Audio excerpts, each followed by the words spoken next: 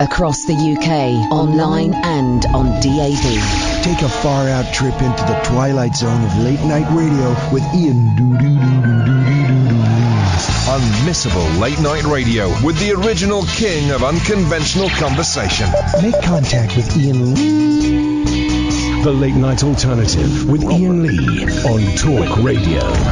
And leads the Deadly Three. Penetrate the secret chambers of an evil island empire. What do you know about Han?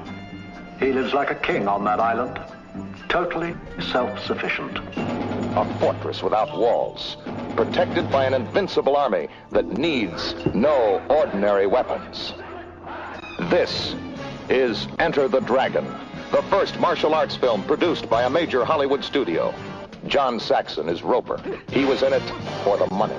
U.S. karate champion Jim Kelly as Williams. He was there because he had no choice. Black Belt Hall of Fame undisputed martial arts champion and international film star Bruce Lee. His job was to get them out alive.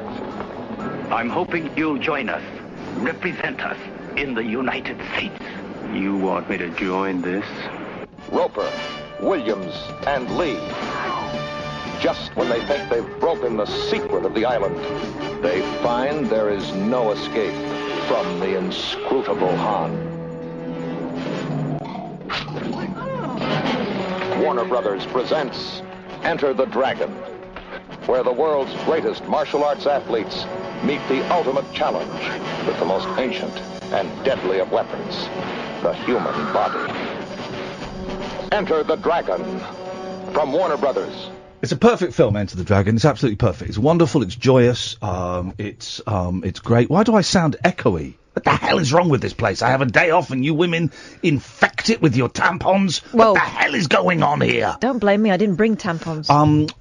It's a perfect film, Enter the Dragon. Bruce Lee's anniversary of his death, I think, was a week ago. And no, Friday. It was on Friday. And 45th anniversary of Enter the Dragon, and to celebrate the fact that it's a perfect film, they're going to remake it! No, why? Jeez, man! Jeez, Louise, they're going to remake Enter the Dragon? Are you kidding me? First of all, I should be in it as Bruce Lee. Second of all, this is the worst idea I've ever heard. Apart from the idea, and this is actually true, and I don't want to talk about this tonight because this is private and personal, I have handed in my notice here. I will be leaving here sometime in August as soon as they can find a replacement for me. I only have a few weeks left, maybe 3 or 4 weeks left, and I am going to till the land. What is wrong with me is I am not getting my hands dirty. I posted a picture of me today in my new work gear. Some people thought that was a joke. I am becoming a farmer. I am returning to the soil from whence I came. The house that I was buying has fallen through, and in a moment of insanity, and I didn't tell Catherine until after I'd done it because she would have talked me out of it, I bought 150 acres of fertile farmland, primarily cattle. There are a few sheep, but it's primarily cattle. And I am going to be a farmer, and I do not want to talk about it because if I talk about it, the Mirror Online writes a story, tragic comic well, I'm not a comic, I'm not a comedian, and I won't be a radio host for much longer. I'm a farmer. I'm an effing farmer. Deal with it, okay? Up yours. You did this, Daily Mirror. You did this. The Metro, you did this, the Birmingham Mail, you did this to me. I'm a farmer. So why don't you go and kiss my bullocks? Catherine, wow. You're going to say something. Well, some townies on Twitter I noticed today making the joke that your grass was dry. I don't grow grass. Grass is not my crop. Grass is not my crop. It's not really a crop-based. It's not arable-based. The farm, the business I bought. That field was obviously. Well, yes, but that's primary. It's primarily cattle. Is a little bit is dairy, but I've been looking into this. You don't actually for every pint of milk I make, I lose like 1.5p. So there's all subsidies and stuff, and Brexit is going to screw that up. So thanks a lot. So it's primarily artisan beefs. I've got beeves. Oh, not milkers. No, not milkers, beeves. These are beef cows. Beeves. And I've got a new concept that I don't know why anyone hasn't done this. Okay, it's hot, and everybody's like hot and sweaty. Everybody's really angry, and we all want something cool. We want something cool to suck on, right? But I'm bored of Chuck X's, I'm bored of Fabs. You can't get funny feet no more. So this is what I'm thinking. The old dying cows, you cut off their teats, you freeze their udders, and it's a nice frozen udder to suck on. A frudder. Exactly. So I really think I'm going to bring the thinking that has brought creativity and made this show one of the most unique shows around. I'm going to take that thinking into the farmyard. Got to diversify if you're going to make a living out of farming these days. Sad but true. Kiss it. So I don't really want to talk about that. If there are any farmers listening that can give me a little insight into what life is going to be like on the farm, but Talk Radio can go and F itself. Catherine, with respect, you can F yourself. May I? Sam, you can. Hang on a minute. I'm going to tell Sam what he can do. Oh God, Sam, I'm sorry. Sam. As if Sam hasn't suffered enough. Now he's being told. I told him what he could do. You all right, Sam? I said. Hang on a minute. He's not all right. Go and tell him. What have he done? Yeah, that's right. What I did there was... We can wait until the door's shut, otherwise we can hear it. Piers Morgan, you can F yourself. Good Morning Britain, then you go and F you. Everybody can F yourselves, right? Farming is where it's at. So far, farming and Enter the Dragon. What a start to the show. Would you get this anywhere else? 0344 499 1000. You right, Catherine? Sam, he didn't mean it. I did mean it. No, he didn't mean it. I meant it. Poor Sam. He's only young. Yeah, Why'd you have to say that? Because I don't think he knew what the F stood for. Wow. By the way, I'd like to say thank you to Catherine and Katie Putcrick for Friday's show. Thanks for the sarcastic round of applause. All I'll say is, I wouldn't let a boring Scotsman phone up and argue about lakes in Wyoming. That's all I'll say. And everybody that phoned in and was on YouTube saying, I'm glad Iain's off. Well, I've got your IP addresses and your phone numbers. And F the lot of you too. Let's go to Alan Caddick. Good evening, Alan. Good evening, Farmer Iain. Thank you very much indeed. Well, I'm not sure whether I'm going to be Farmer Iain or Farmer Lee. It's not even a joke. People go, oh, this is a joke. Well, I tell you what, if it's such a joke, I'll come and deliver some cow dung on your house. How's that a funny joke? Well, we need that for the allotment. Well, cow dung actually is not that fibrous. It really is horse manure that you want. Cow dung does have some qualities, but you wouldn't want it in your garden. The stench is too much. Also, it solidifies massively in the heat, whereas the horse manure breaks down. I know all about animal manure. I've read a book about it this weekend. That's that sorted then. What do you want, Caddick? Because I've got some advice for you in your new venture. Here we go then. Let's have it. Let's have it, Alan. You've got to be up very early in the morning to milk your cows. Thank you very much indeed, Alan. Alan's advice is I've got to be up early to milk my cows on a farm that doesn't really produce milk. Thanks, Alan. Great advice. And here's the deal, guys. I'm here...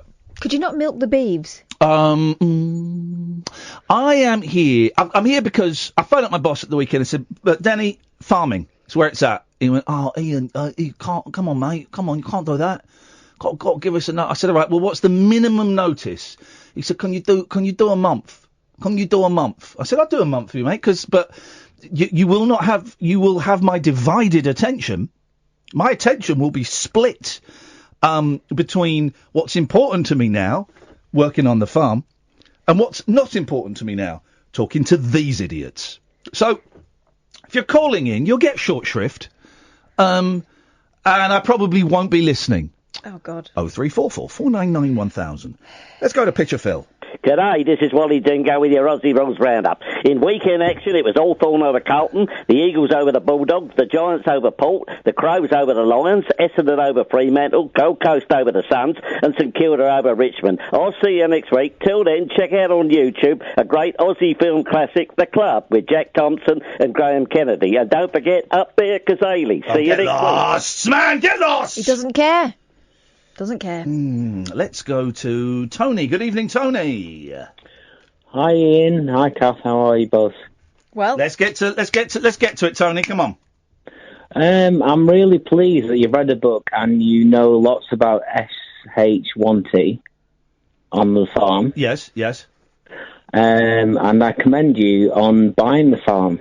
Thank you very much indeed. It was a brave, some say foolhardy, but the house I was looking at, the house I was looking at fell through. I've not finished. Yeah. You phoned up for my wisdom, so let me give it. The house the house I was buying fell through. Yeah, will you please let me finish? No, but let me speak as well. No, I will not. Oh, why not? Because whose show is it? It's yours. Thanks for calling. when you have a farm... Yes, Catherine. Thank you for the call, by the way, Tony. I really appreciate it. Can I finally have a shaggy pony? Okay, here's the thing. I would give you a shaggy pony, but... You're a fanny. So I can't. Oh, harsh. Let's yes, Tony. Is that Ian? Is that Tony? It is. It's me again. Sorry. Were you about to say suck? Was I? Sorry. Were you about to say suck? Suck? No. Could you get to the point, Tony? Because I don't want to cut you off twice in quick succession. He does. Okay. No, I think it's great that you've bought the farm and... Thank you very much indeed. That's what you said last time. Got to keep it current. Now, some radio traditionalists might argue that taking this tone will scare off some of the callers. I don't care. I won't be here in a month. It's not like I've got to chase numbers anymore. God, being free of chasing numbers, it's gone. If you want to call in, that's wicked, whatever. Just have something to say. If you don't want to call in, there's adverts. The Late Night Alternative with Iain Lee on Talk Radio. We'll get you talking. Donna's emailed in. Hello, Kath, can I talk to Iain? Well, yeah, if you phone in. I don't know how I'm supposed to respond. Do I send an email back? 0344 499 1000 is the telephone number if you want to give us a call. You're very welcome. It's kind of the point. It's the point of the show, but who cares? Because in a month it won't be my show. It'll be my farm. It'll be mine. I don't think so, mate. Why? I heard Friday. Oh, no. I did hear Friday's show, and I heard the first hour of it. Yeah, before you fell asleep. Before I switched over to Nick Abbott and heard some professional. Oh, hey, no. No, I did hear the first hour. And I thoroughly enjoyed it, apart from that boring... Who was that boring Scottish man? Oh, boring Scottish man, yeah. God, he was boring. I thought it was great. I thought you did a great show. Thanks very much. No, thank you. When he was on, I was thinking, is this as boring as I think it is, or am I just not interested in Carolina as much as everyone else? It was boring. And I thought, no, yeah, definitely boring. It was boring. It was dull as bumholes. But then I served him his bottom at the end. Yeah. Okay, so that saved it. It was great. If you missed it, Friday's show, it was Catherine and Katie Putcrick, and it was brilliant. And there's a podcast. Yeah, put it up today. Best of podcast. If you go to iTunes or Acast. Team Yoko. There you go. Have a listen to that. If you want to go and watch the whole show, I was watching it on YouTube, and I was watching some of the YouTube commenters going, "Oh, it's good that Ian's off because I prefer this." Okay, I guess fine. You can have it all in a month if you want to go and watch the video. Although the camera kept falling over. I know. I'm not very good at balance. I don't know why. I don't have the same. You've got to have the that side. You know why? Yeah. I didn't have the charger in. You're a silly sausage. If you go to youtube.com/Iain Lee, you can find Friday's show, and it was genuinely, it was brilliant. And I'm always humbled that when Catherine fills in, and always slightly nervous because she's too good. Oh, thanks. No, it's true. You're too good. R. Kelly's got a new song out. Don't care. No, it's called 19. It's 19 minutes long. I can't play it because it's very bad language. And what's it called? It's older called, than his girlfriend. It's called. Well, no, his girlfriends aren't 19 minutes. 19 minutes. All right, not the minutes bit. Old. Because that would be. No. I mean, that is. Yeah. Even for him. Yeah, I know. Wow. And it's called. What's it called? It's called something like confess or testify or admit or something. And it's basically him addressing all the allegations against him. And I'm not listening to it. I can't stand them. Oh, although What's in the closet? no, Who's in my the closet? youngest made a spoof R. Kelly song. Oh, really? Yeah, I'd like to sing it for you now. Go on. I believe I can fly like a chicken in the sky, but a chicken can't fly, so I think I will die. Good one. There's he made that up. It's good, Yeah, that, isn't it's it? factual. Yep. It's also fun.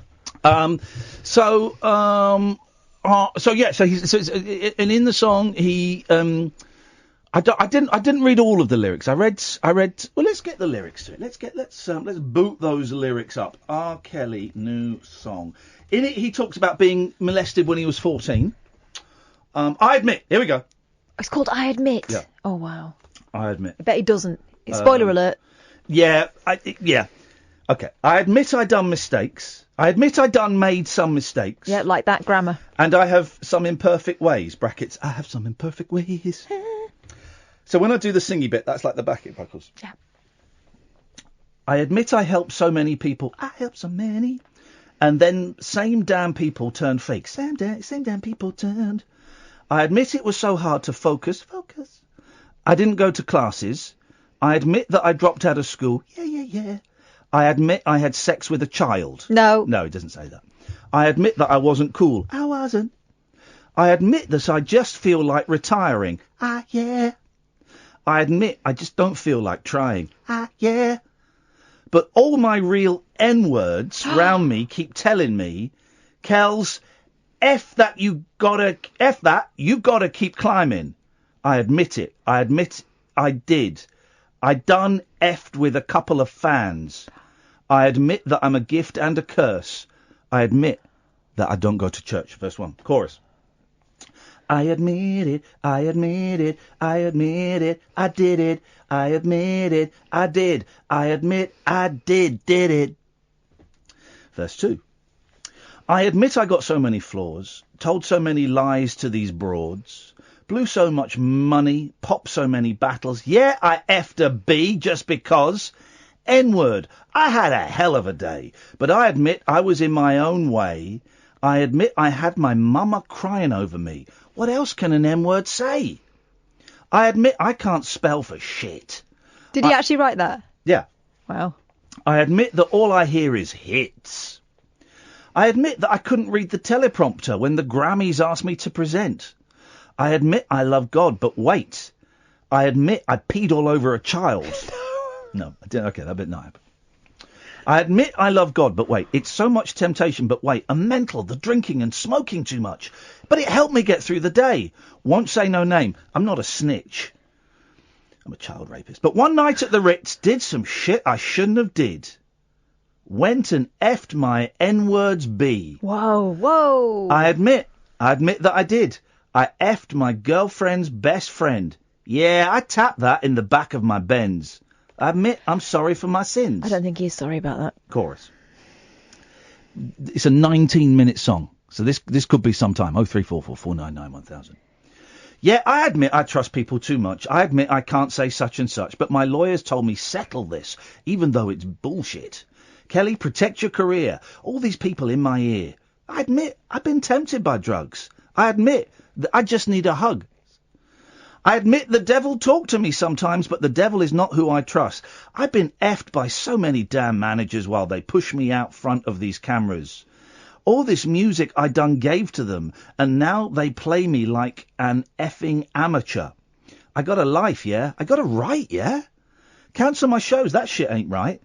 How they gonna say I don't respect these women when all I've done is represent? Take my career and turn it upside down, 'cause you're mad I've got some girlfriends. Hell with this record deal. It ain't worth this shit for real. I ain't seen my kids in years. They're trying to lock me up like Bill. How much can an N-word take? How much can an N-word pray? Just want to do my music. Stop stressing me. Please, just let me age gracefully. Okay, goes on a bit. There we go. I admit I'm a freak. Used to go to strip clubs every week. But who these N-words trying to say I am? Man, I'm loud and I put that on chief. I admit I F with all the ladies. That's both older and young ladies. That is a direct quote. Can I just say he's not effed with me? But I admit I effed with all the ladies. Nope. He says all the ladies. Nope. That's both older, you, and young ladies. But tell me how they call it pedophile, because that shit is crazy. You may have your opinions, entitled to your opinions. But really, am I supposed to go to jail or lose my career because of your opinion? Yeah, go ahead and stone me. Point your finger at me. Turn the world against me, but only God can mute me. I admit I fired some people. I admit I hired some people. I admit that those people I fired on my mama was crooked-ass people. I admit that I don't own my... goes on, a bit boring. He's just boasting. Now, Wendy Williams mad with me? But I ain't never offered her no drink. But I admit she asked me, can I get a little Hennessy? We both turned off our phone. We drinked, I smoked, we talked. I admit that I told it all. She said, what about Aaliyah? Now, what's this thing with him and Aaliyah? Is he accused of raping her? Well, she was underage. He's accused of marrying her, and Right. she was, I think, like 14. Let me Okay. just check. And they changed her date of birth on the Okay. thing, So and then when- they denied it happened. Okay, so Wendy Williams says, what about Aaliyah? I said love. She said, what about the tape? I said hush. I said my lawyer said don't say noth. But I can tell you I've been set up. Yeah, she was 15 at the time, listed as 18 on the certificate. Okay. Annulled in February 1995 by her parents. Denied by R. Kelly. Okay. Then he's. I admit a family member touched me. Then the backing vocals after that are, touch me, touch me, touch me. Oh God. From a child to the age 14, yeah. While I laid asleep, took my virginity. So scared to say something, so I put the blame on me. Now, don't get it twisted. Why they want to bring down the R. Okay. I admit I'm not perfect. I'm skimming through this because it flipping goes on for ages. I admit I'm not perfect. I never said I was perfect. Said I'm abusing these women. What the F? That's some absurd S. I'm going to stop saying shit. They're brainwashed, really? Kidnapped? Really? Can't eat? Really? Real talk, that S sounds silly. And if you really, really want to know, her father dropped her off at my show and told this boy to put her on the stage. I admit that she was overage. I admit that I was feeling her and I admit that she was feeling me. I admit that's just some S that come with being a celebrity. Now that I understand. I ain't chasing these ladies. These ladies are chasing me. Poor him. Don't push your daughter in my face and tell me it's okay, because your agenda is to get paid and get mad when it won't go your way. F all the fortune and fame. Forget the name. I'm a human. I can't... it goes on and on and on.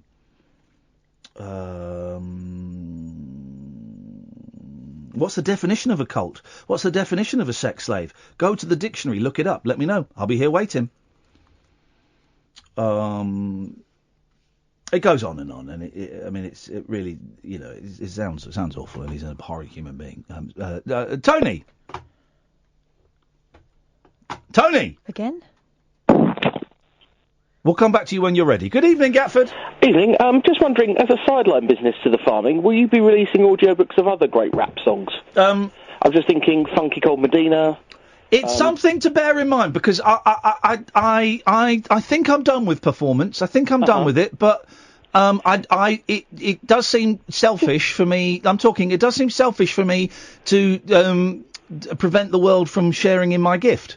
Well, there is that. I'm just thinking, farming's more of a morning thing. You could still do a bit of performance work in the evening. No, mate. Farming isn't a performance. Farming is a way of life. Yeah, but come on, you're mostly up early. And, Shut up, Raymond Barker! Who is Raymond Barker? Get this rude presenter off the airwaves. He's worse than Ian Dare. Get stuff, Barker! Get stuffed Barker, Raymond Barker 4. I'm going to track you down and I'm going to make you eat those words. I get the feeling that Raymond Barker doesn't listen to this station usually because you're pretty mild today. Yeah. Yeah. So yeah, something to consider. And also, we'd be branching out maybe into geese, farming geese or something. He's not considering the first 2 points. What do you think? Get stuffed. Why do people think you're going to consider their life advice? Oh, Jesus. Tony, what do you want, man? I just wanted to clarify what I was trying to say is, I think it's great and commend you for buying the farm. Just move into the house and then over the next 12 months, 2 years, decide on what you want to do. I could do that, but then all the cattle will be dead. Oh, there's cattle with the property. Yes, mate. There's about it's not massive. It's about 1,500 cattle there. That's cows. I found out at the weekend. It's cows, and I remember it because it both begin with C. And that comes with the property. Yes, sir. So if I sit on my backside for 12 months, 2 years, there's going to be a lot of corpses there. And they won't be the corpses that will be making me money because they've got a bolt through their head. You know what I'm saying? Yeah. I want to be the guy that does that. I want to get my hands dirty at the beginning. I want to give them life. I want to pull out the newborn from the cow vaginas, and I want to take that life at the end of the line. I want to be the person that executes them. I want to shape your pies, Tony. I want to shape your pasties. I want to shape your Sunday roast, Tony, from bloody entrails and botched births to bolts through the head at the end, or bullets. I don't care. I want your food to have my hands all over it. Well, I love bullets, and I love beef, and I love things beginning with B. That's excellent stuff, Tony. Thank you. What a strange caller. I won't miss calls like that. I get the feeling he'll be back. 03444991000. This is Talk Radio. The Late Night Alternative with Iain Lee. Unfiltered Night Talk with the original king of unconventional conversation on Talk Radio. We have ways of making you talk. Right, everybody on the YouTube channel that is spreading horrible rumours about Paul Gascoigne, Matthew and Gatford and Sits Down Walk, can you time those guys out? Crying out loud. Just time those guys out. We don't need that. Let me just take this call. Hang on a second. Hello, we're joined by Tony. Hello, Tony. Oh, yeah? I'm back again, am I? Well, I don't know. I'm guessing you keep... Will you shut up? Ian, you shut up. You keep phoning up. No, I think you're... Right, they can't hear you. They can't hear you, Tony. I'm in control, okay? I'm the one that's in control, man. They can't hear you. They can't hear you, man. They can't hear a word you're saying, man. So just calm down. They can't hear you, man. Swear to God. Right. Shut up. No, I've now put the phone down. I'm taking you off air, man. Taking you off air. They can't hear you, man. No one can hear you, man. So just shut your mouth for a moment. Chill out, man. Just chill the hell out. For God's sakes, man. Okay. Yeah, shut up, man. Shut up. I can't hear you. I've taken you off air. Right. Stop phoning up. No, I won't, because I want to get my point across. Well, I don't want you to get your point across. I think... You've said you like things beginning with B. You've got a month left on your contract. Yeah. And what's Cass going to do after that? None of your business. When you're on the farm... I won't be thinking of you, Tony. Why not? Because I don't want to think of you. I don't even want to think of you now. Why? Because you're a really annoying caller. Why am I annoying? Because you keep calling back and tell me you phoned up and said you just like things beginning with B. No, I didn't. Yes, you did. Listened, but you said bullets, beef, beer, Beach Boys, bumming, all of these things. Beach bums? It's two more. Did you say? Beach bums as well? Well, you've made your point. And your point is you're dull. Your contract is finished in a month, and you're off to your farm with 150 acres. And I was trying to be nice, and I don't want you to be nice. That's the point. Well, you've done that 4 times already. What? Be nice? Yeah, well, but you've tried to be nice 4 times with a very dull arch tone. Have I? Yes. Yes, Kimosabi. Kimosabi. Okay. Well, what's Kath going to do when you're... Who cares? You asked me that, and I told you none of your business. Why are you asking again? Who cares? Who cares what she's going to be doing? She'll be crying for me. Crying for me. And I won't be crying for her. I'll be drinking cow juice and sucking on her. Sucking on her. What do we call those eyes? A fudder. A fudder. I'll be sucking on a fudder. Home First Radio might not appreciate that. I've got no idea what you're talking about, but I really appreciate your call, Tony. Thanks for your time, mate. Bye-bye. Let's go to John. Good evening, John.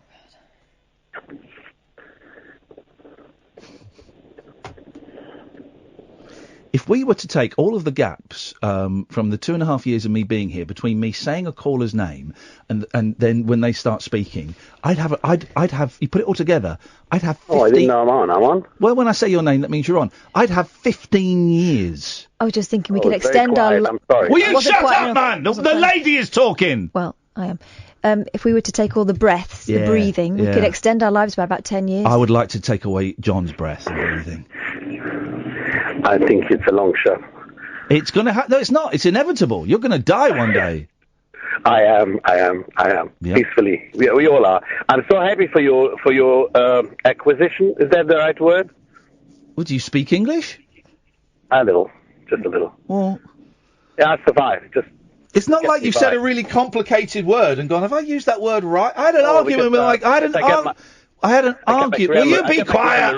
Shut up, man. Who cares? Who cares what you think? I don't care. I had a really good argument with my son about a word today that he didn't think was real. Now, what was the word? Okay, let me try and think. We were driving, we came out of the turning and we were going up where we had to double back past St George's Hospital. And what were we talking about? Please be quiet. We were talking, pulled out, I can't think. You made me forget, John. You made me forget. Was it dogleg? You sound very calm tonight. I have to say, you're on fire. Is that a threat? Gosh. No. You're threatening me. Record this call, You're very Sam. calm. I enjoy it. Record this call, Sam, and pass it and the caller's details on to the police, please, because that was a threat. 100%. That was a threat to immolate me. Did I use that in the right context? No, immolate, I think. No, I think it's immoliate. Immoliate, isn't that like to soften your skin? Exfoliate. He's threatening to exfoliate me. You will not be using a pumice on me. I enjoy it a great deal. That's why I'm calling. What? Hello, John. What would you like to say? You're on the air. Yeah. I would like to say about the farm, if you are looking for workers on the farm. Yes. I'm available. What can you do? Can you ride a cow? No. I need someone to ride my cows. Just make sure that everything runs smoothly. Isn't that called being the boss and being the farmer? Because that's your job, isn't it? No. I'm a farmer. It's called doing a job. I need a farmer's wife. And she don't have to be too pretty. You look fine, John. Put on my old ma's dress. I'm too young for you, man. No. John, I'm about your age. John, would you be my lover on my farm? On your dead body. Wow, you kinky little devil! Wow, John, he's got fire in his belly. Ooh, I like that. Ooh, yes. This is something for the Daily Mirror, isn't it? Gosh. Let's talk radio. Uncut, after-hours conversation for the up-all-night generation. The Late Night Alternative with Iain Lee on Talk Radio. We'll get you talking. 0344 499 1000. Let's go to Lancashire and to Tony. Good evening, Tony. Stop calling us. Hello, Ian. Stop. Why are you calling? What is this, man? This is not the Tony show. Well, no. I just wanted to clarify that. I don't. You don't care. You know. Jesus, you're boring. You were done, man. Why? Because you've made your point. No, there wasn't. There wasn't a point. I was just. There wasn't. The main point was. You've made I was 6 happy phone that- calls and there wasn't a point in any of Well, them? there was a point, but I wanted to clarify that I was happy that you. I've got a farm. I know you've said that. Well, I didn't think that was quite clear. So Go and listen to LBC. Go and listen to LBC now. Go. Is your radio there? Is your radio there? Well, obviously. Right. Yeah. Turn it on, and then I want to hear you tune it to LBC. Why? Because I've listened to it the last 6 months. No. I'm banning you from listening to me. So I want to hear you tune. I want to hear you turn your radio on, and I want to hear you tune it to LBC, please. I will do that if you explain why you're banning me. You do it first. No, you have to explain that. No, I don't have to explain anything to you, sir. You do it. You suggested it first. I didn't. Ian, Exactly. so you No, will it wasn't a have to suggestion. explain It's not a suggestion. It's an order. All right, then you've ordered it. Correct. So Then you will follow have to the explain orders, it. soldier. Yeah, well. Follow your orders, soldier. Don't question the orders, soldier. I've been watching Jarhead today. Don't question the orders, soldier. Do it. All right then. Well, I think is that the show has been great. The last 6 months I've been listening. Do it. Both of you, Turn it to. I want to hear that radio, soldier. progressed really well. Soldier, I want to hear that radio tune to LBC now, soldier. As a presenting couple, I think it's been great. Soldier. So Soldier. I didn't want you to get the wrong end of the stick. Soldier. That's all it was. Soldier, I want to hear you tune that radio to LBC now. No, I won't. Yes, you will, soldier. No, I've listened before. You'll listen now, otherwise that radio's going up your jacksie. Well, fair enough. Yeah. Okay, well, fair enough. Fair play. Thanks for the call, Tony. I appreciate it. Let's go to Chris. Good evening, Chris. Hello? Hello, Chris. You're live on Talk Radio. How can we help you?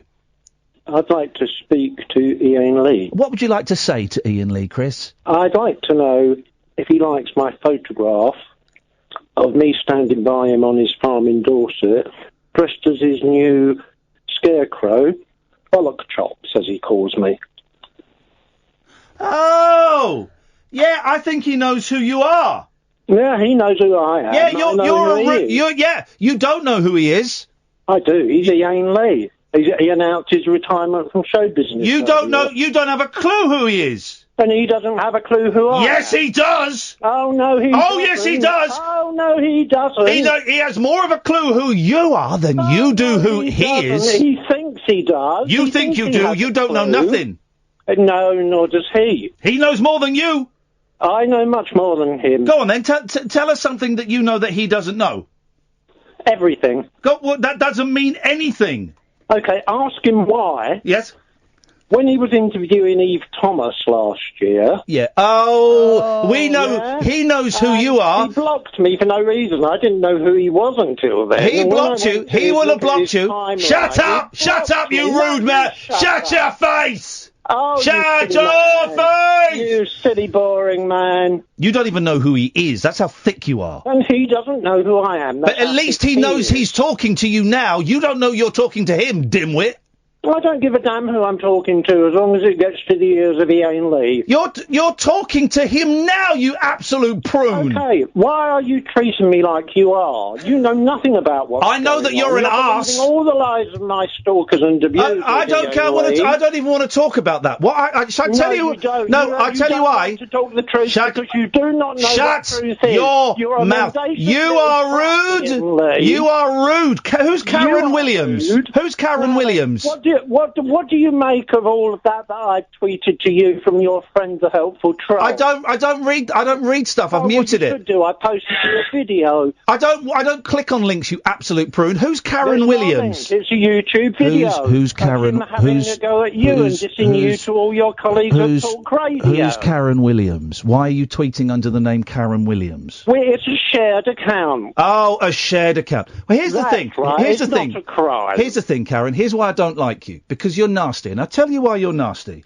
Because I tweeted. This is the tweet I did, right? After all the stress of hosting a psychedelic, esoteric, late-night phone-in show, Wells and Owls, I have retired from showbiz. No, you haven't. Shut up! I'm reading the tweet out! Ian, I am reading the tweet out! I've invited you round for tea. You're not far from me. I don't want to come to your house for tea. You sound like a sex criminal. You retired to the exact right place because they call Bournemouth God's waiting room. I will. Trolls killed my partner. What a rude man! Shut up! Shut up! Shut up! Shut up and go and get lost, Ian. No, don't put the phone down because I want to tell you why I don't like you, and you're going to hear it, okay? Because there's a good reason. He put the phone down. Of course he did. Of course he put the phone down. Don't you phone him back? Thank you. So I tweeted, effective immediately, I'm loving my new career working the land. Right, so he tweeted from a fake name. Mm-hmm. Good riddance. Out of nowhere. Out of nowhere. And then tweeting from like 3 or 4 or 5 different accounts, all of this conspiracy theory stuff. Can I say, go on. The other thing I noticed was, he then proceeded to post, not atting you, but as if you were having a conversation. Now that to me sets off an alarm bell. Yeah. Can we just go to Lancashire and speak to Tony? Hello, Tony. You're joking. Tony, could you stop calling in, please, mate? No, last thing I want to say, Ian, is that you're pleased that I bought a farm. Yep.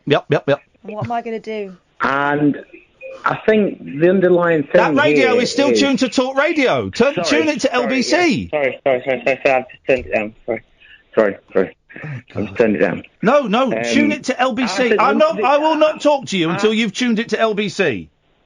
Well, I won't do that. But I'm not going to talk to you then. Good night, caller.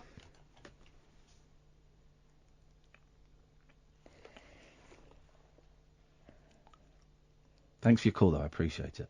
0344499 1000 is the telephone number. If you want to give us a call, you'd be very, very welcome. Did someone put up the bat signal tonight? I think so. Let's go to Tony. Good evening, Tony. No. What are you doing calling Ian, in? I think you... Ian, listen, just say it and then put the phone... Say it and then go. 150 acres. Right. I think you're panicking about 150 acres. I think you're panicking because you're going to get a knuckle sandwich. That is why you Let's are... just let him say it and then he can go. On this... yeah, you got it. Vibe, extreme act vibe tonight. Okay, that's great. And is that your point? Why not? Well, you tell me different. Yeah, it's bollocks. Now, is that your point finished now? Why is that bollocks? Because You're shitting it. Excuse me. What's your language? Sorry, I didn't mean to do that. Yes, you did. S-H-I-T. And then you spelled it out. And you keep spelling it out. My kid could put those letters together and get them. Please, right, okay, have you made your point? Yeah, but I think that's why you Okay, fine. Do you know what? Yeah, I agree with you. You're right. That's right. That's absolutely right. Have we finished now? Are you going to stop phoning us? No, because you've not given me a good enough argument. I don't want to give you an argument. You don't deserve an argument. You're too thick for an argument. Too thick, am I? Oh, God. Tony. Tony. Yes, mate. Honestly, I've got I don't mind you saying that, but I probably am a bit stupid on certain things. But on most things with a business and life, I'm not. Okay, great. Whatever. Would you say you know when to stop? But, you asked him a question. This is going to take another 20 minutes. I'm probably like Ian, that I will not give up, and I will... At least I'll make it entertaining. Until I'm successful.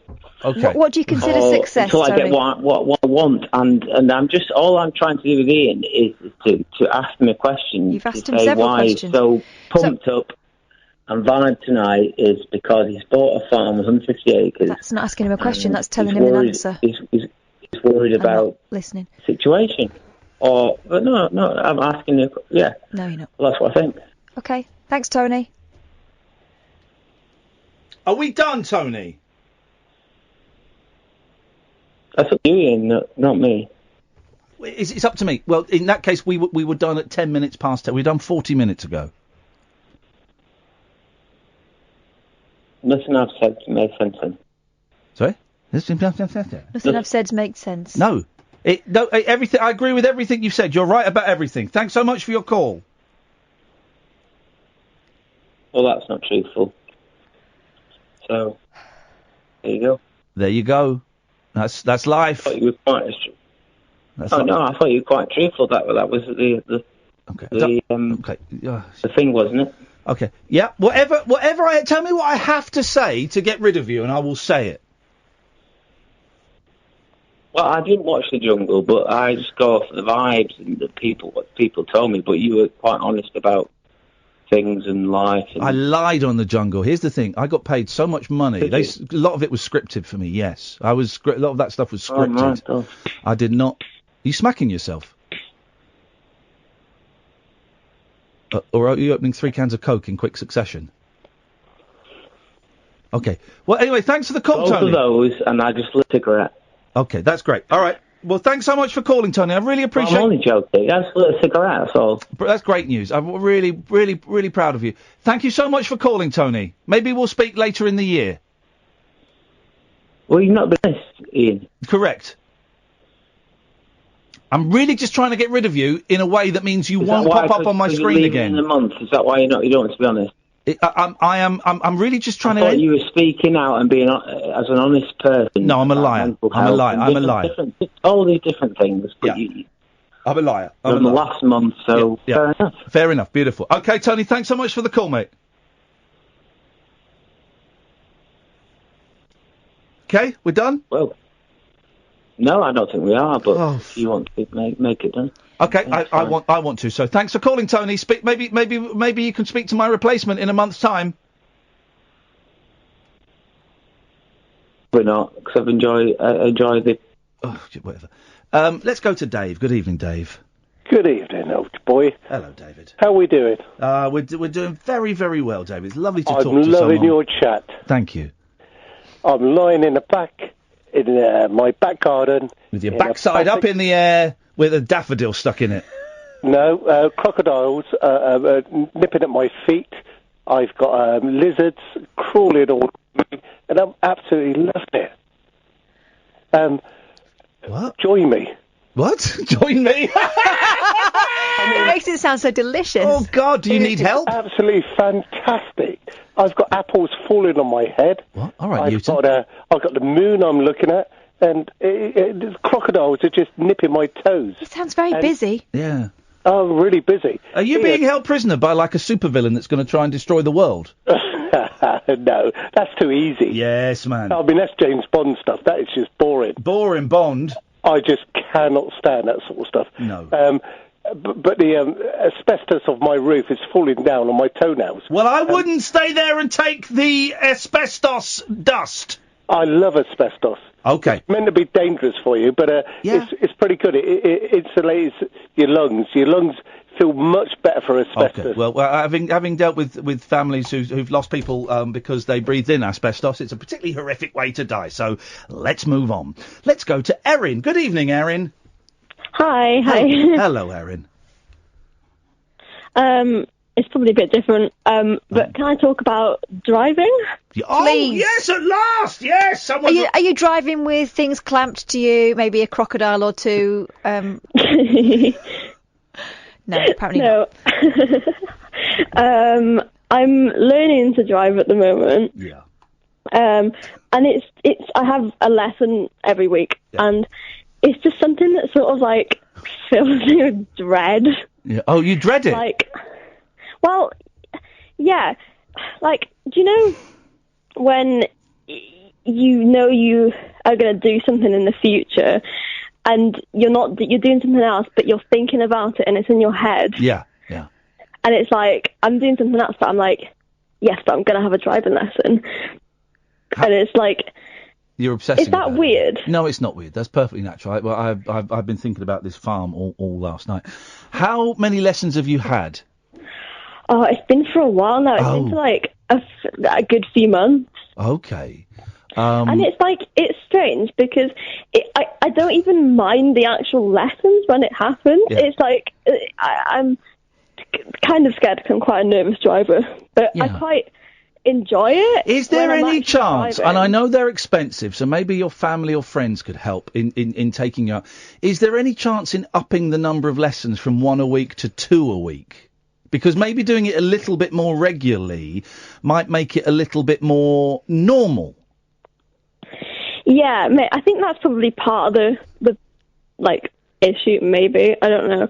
But I don't know, that's quite difficult. And I don't know, to fit in, I guess. It took me ages to learn to drive, and my friends were always joking, saying, how many lessons you've had? And I'd always say, about 6. I would say probably about a year and a half it took me to learn to drive. Wow. That's so reassuring. And then finally it clicked. Yeah. Oh, the seatbelt. I think that's me. I was a first-time passer. Oh, I failed mine first time round. About 3 months worth of lessons. I mounted a pavement and made an old man run. You're supposed to mount the driving instructor. That's certainly what I did. Don't even joke about that. He did ask the first one, yeah. Oh, you've told me this before, actually. Well, he didn't ask in so many ways. He asked how much I would, theoretically, how much I would charge if I were to charge for, Yeah. No! Yeah. That's outrageous! So... I bet some people would have gone, well... we can work something out. I kind of... oh, that's horrendous. I kind of laughed it off and told him to stop being daft, and then never saw him again. Yeah. What are you worried? How can we help you, Erin? I genuinely don't know. It's just something that...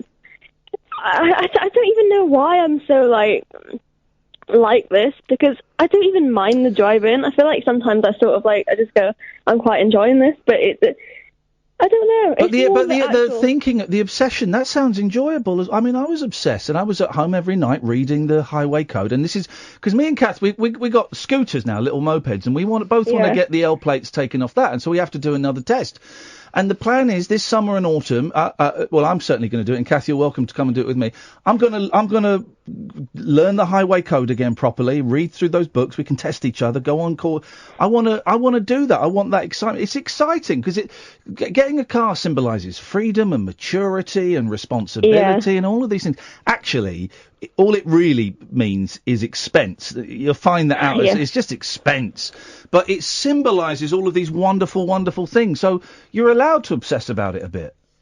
Yeah, it's annoying because I was the first one of my friends basically to turn 17 because that's because I've got my birthday's in September. But then I'm still learning. I don't even know if I'm anywhere near, and then some of my friends are passing the test. Don't worry about that. Don't worry about that. Don't worry about them. Let them live their... It's a marathon, not a sprint. Let them pass at their own time. You'll pass at your own time. Have you got an exam date booked in yet? No, I don't even have that. Book one in. I'm nowhere near. How would you feel about booking one in? For maybe, I don't know, you've got to apply for it, haven't you? And it takes a few months to come through, if I remember. Would that not... I work better with deadlines. Would that... God, everyone's ringing back. We'll take that as well. I work better with deadlines. Would that not make you work better if you knew that in, the 2nd of September you had a driving test booked in? Probably. I feel like I should ask about that, but then, even that just makes me, nervous, because I feel like if I ask, then my driving instructor would be like, what, are you crazy? You're nowhere near. Do you like your driving instructor? Do you trust them? Yeah, I do. Yeah, okay. I actually do. Okay. Also, there's no shame in failing. I did it on first test because I'm a brilliant driver. Okay, that's fine. And Kath but there is actually there's no shame in failing at all. Your driving test. Some people take 4, 5, 6 tests. Whatever, fine. They get there eventually. So don't worry. It's not like you'll be walking down the street and people going, there's Erin, she just failed her driving test. No one cares. No one cares. I think it actually makes you a better driver in the end. I kind of believe that, actually. I believe that. Yeah. I hope that's true, yeah. Erin, listen, we have to go because we've got to do the news and Tony and Dave are calling back in and it's going to be one of those shows. But maybe book one in and see where that goes. Yeah. All right. Yeah, thank you. Thanks for the call, Erin. Ta-ta. 0344 499 1000. This is Talk Radio. The Late Night Alternative with Iain Lee on Talk Radio. We have ways of making you talk. You know, all my girlfriends say he'll break my heart, but they don't understand. No, they don't. Not really. All my friends tell me he'll hurt me. They tell me I'm gonna cry, but they don't know. They can't see. Tony is a wonderful guy. Tony takes me to the movies, makes me laugh, holds my hand. He took me to a concert in the park last week. He let me sing with his band. Tony is sweet.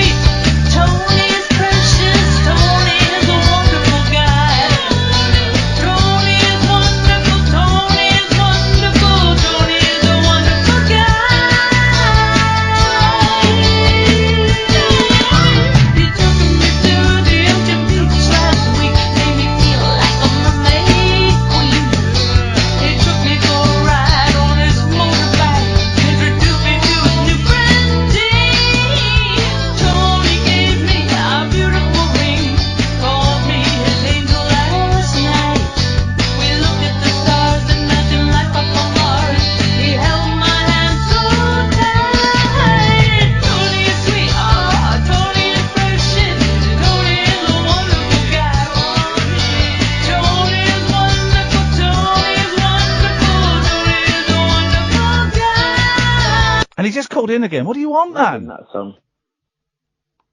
Sorry? What do you want, man?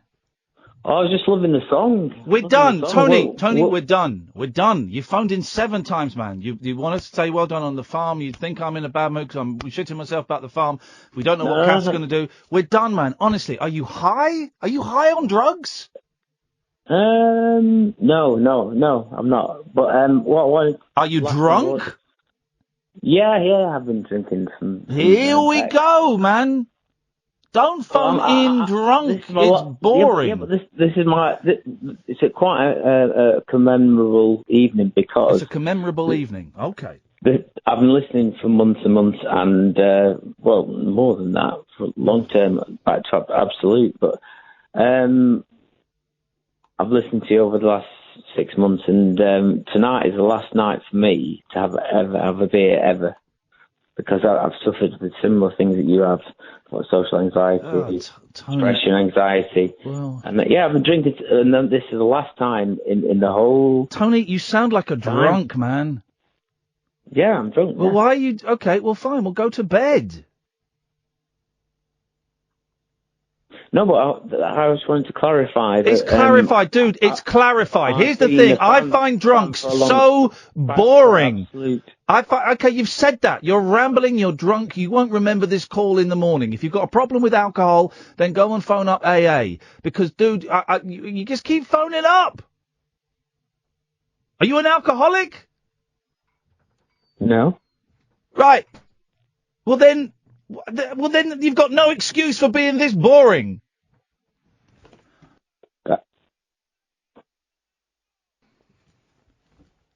Hello? Hello, Tony. Oh, sorry. I thought you put No, I just turned the microphone off so I could ask Catherine for a water. For God's sakes, man! Just say it and then go! I'm gonna call another listener and see in a minute! Okay. Well, I thought you'd. Well, I was phoning in for a bit of advice, and I thought you'd be more understanding. But that's fair enough, Ian. Thanks for your call, Tony! It's appreciated! Good luck in the month, mate. We'll speak to Tony in a few minutes. Let's go. Oh, for God's sakes, man. What do you want, you rude person that sends abuse on Twitter then hangs up? Are you... Now, if you hang up again, you're in trouble, right? Are we going to have a conversation, Dave? Or are you just going to shout abuse at me, libel people, and then hang up and run away like an idiot? Which is it going to be, Dave? Good evening, old boy. Which of those is it going to be, Dave? None of those. My phone, because I'm old-fashioned, I've got the old-fashioned phone on the wall, and it went dead. I'm just lying in the back garden in my psychedelic underpants staring at the stars. No, it didn't go dead. I cut you off! Oh, did you? Yes!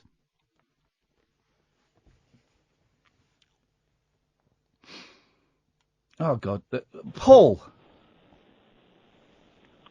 Good evening, Ian. Sweet Jesus, shoot me now. Yes, I'm not drunk. I'm not Tony. You're just boring. Okay, well, can I mention to you something you remembered that surprised me from the last time we spoke? That you surprised me. God, that you I want to remembered? put my head on a train track and let a train run over it. Yes, man! You remembered I had Guns N' Roses tickets, didn't Yeah, you? you for sold them last after year? the Ariana Grande concert and you regretted it like I told you would. Yes, and I sold the tickets because I thought, I shouldn't have given in to the flipping terrorists, should I? Just say, stop. Right. Just stop leaving gaps. Just say what you want to say, man. What I want to say is that in November it'll be the 30th anniversary of Guns N' Roses' debut album Appetite for Destruction. I'm just about to wait for tickets, and I'm on a priority order for their tour with their totally original lineup. Great in news. November. Great Playing news. Camden, Great news. Guns N' Roses. Guns N' effing Roses. Order 2 Terrible band. Guns N' Roses, terrible band. Terrible, awful band. Yes, awful. Well, I think. Well, can I agree to disagree with you? No. No. Let's go down to the Paradise City together. Thanks for your call, Paul. I really appreciate it. I'm gonna. I don't. organise- 7 years ago today, who did we lose? 7 years. 7 years ago today, we lost someone. Great talent. Don't know. Well, sometimes I go out by myself Oh, no, and I really? look across the water. Oh, yeah. And I don't. Danny LaRue. Yes, man. No, it was Amy Winehouse. Oh. I was renting a cottage in the New Forest with my family, and I had a text from someone, and Amy Winehouse had passed away. I do think that's a shame. I think that's a shame. I loved Amy Winehouse, and I wish I'd seen her, and I wish I that saw someone- her. Was not, she not singing. She was at an award ceremony. The first time I went to the Sony Awards was just as a a courgette? a cautious. A I was call going to girl? say no, they can't prove that. James Cordon Bleu? No, I was just a curious bystander. There was an extra ticket for our radio station. They let me Okay. go, I think, just to inspire me. Yes. And she was there, and I think Frank had just come out, her first one. Yeah. She was a bit of a state, and she was quite rude Yeah. on the stage. But Good. she had swagger. I like people being rude on the stage. Well, she gave someone a prize Yeah. after going, and the winner is... Who's that? Brilliant. And she wasn't joking. Brilliant. Good. But good. She didn't care. Good. A little bit of danger. She'd clearly been told that she had to do it. She didn't want to. Wish someone, I wish I'd seen her, and I wish I'd seen her do a concert, not, one of the last few concerts when it was, a cattle call, and I wish someone had been able to say, come on, love, we're going to take 2 years, 2 years, we're going to go and live in the mountains, going to meditate and eat well, and you see doctors and psychiatrists, then when you fancy doing the music afterwards, then maybe we'll do the music afterwards. It's going to take 2 years. Yeah. Isn't it? It's sad that. It's sad that. Let's go to G. Good evening, G. Evening, boss. Yes. Hello? Yes, hello. Go on. Oh. I'm talking quietly because my wife thinks I'm ringing Babe Station. I was just wondering, you're going off to... You waited an hour for that. Yet again, misjudging the tone. Right, can we, can you go on YouTube and block him?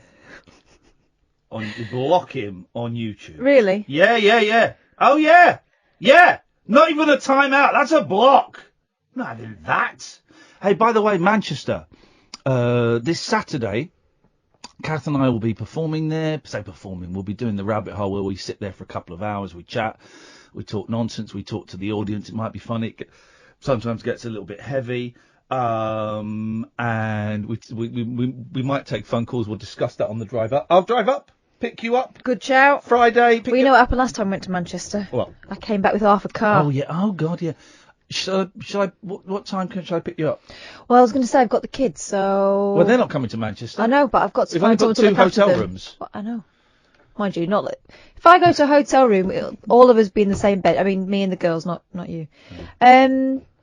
What do you reckon? If I leave mine for 2, get to yours for 3? No, I'm coming to you. Oh, you're going to pick me up on the way? I'll pick you up on the way. All right, Peachy. Can I ask an expert? Tony, should I pick Catherine up on the way, or should she come to me? It seems crazy for her to come to me and then me drive. It does. Yeah, sorry, I'm delayed time. It's because you're pissed, mate. It's because you're a pisshead. Please stop calling this radio show. No, I was, that's the closest show to me, so I was going to suggest, could I come? Oh, God. I'll buy a ticket, I'll buy a ticket, but you'll have to pick me up. Right. This is the 8th call. Yeah, buy a ticket. Yeah, please buy a ticket. Yeah, buy a ticket. Yeah, I will. Will you pick me up, though? Absolutely zero chance. Will you stop phoning my radio show? I'll meet you there. Shall I meet you there, then? Yeah, well, that will be there doing the show, yeah. Hey, if you can put money in my pocket, I couldn't care less. Go and buy a ticket. All right, then. I'll meet you there. What's the date again? It's on this Saturday, mate. This Saturday. Okay, I'll book it now. Okay, that's great, Tony. Thanks so much for your call. I really appreciate it. Don't ever call again, will you? Yeah, sorry. There we go. I'll come and pick you up. About 2. 2. Okay. Okay, fine. And we go up to Manchester. You got to bring the Haribos. All right. I bring the petrol. You bring the Haribos. I bring the fun times. Oh. All sweets. Don't like that, guys. Don't like that. Not. Stop it. Not doing a Gillian. No. Not nuzzling my stomach with her head because I have a gut ache. God.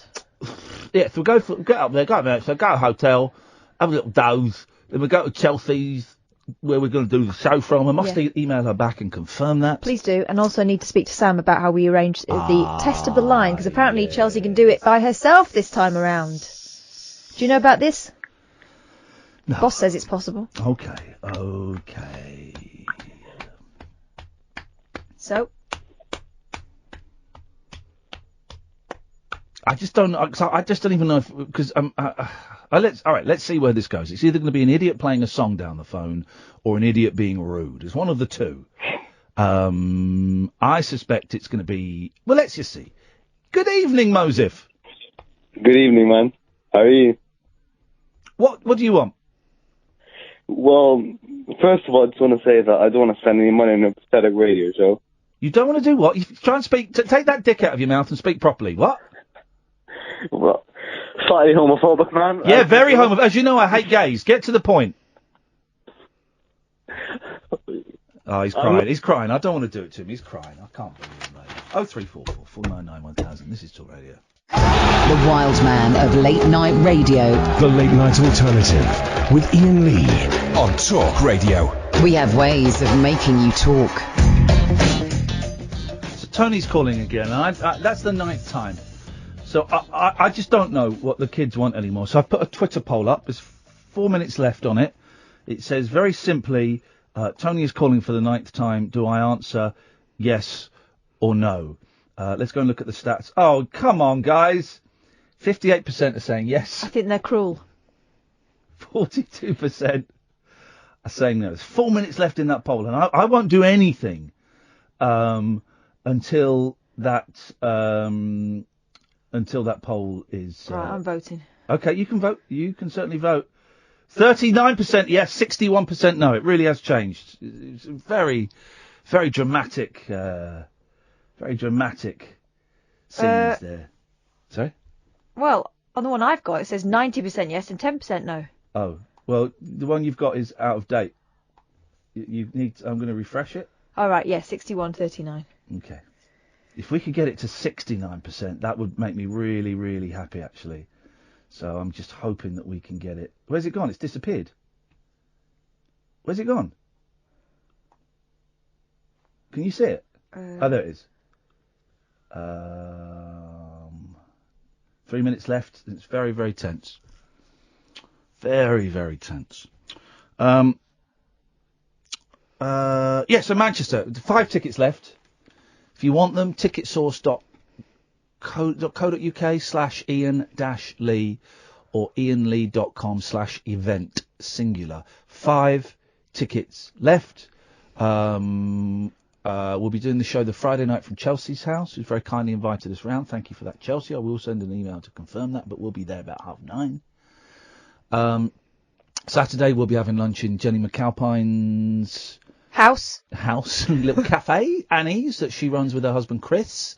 So, I've heard really good things about it. So we'll be there at sort of like in the afternoon. If you want to come and say hello to us, you can in there, but you've got to buy some food. You know, it'd be nice to drum up a little bit of business for them. So we'll be in Jenny's, I don't know, from about 2 for an hour for some lunch or something. I don't know. Don't hold us to that. That's not an official... It's not an official meet and greet. We're just going to be having some food there at some point, and I suggest that you all go there and you eat food there. Then we'll be doing the show in the evening. 55% no, 45% yes. 2 minutes left. Very, very close.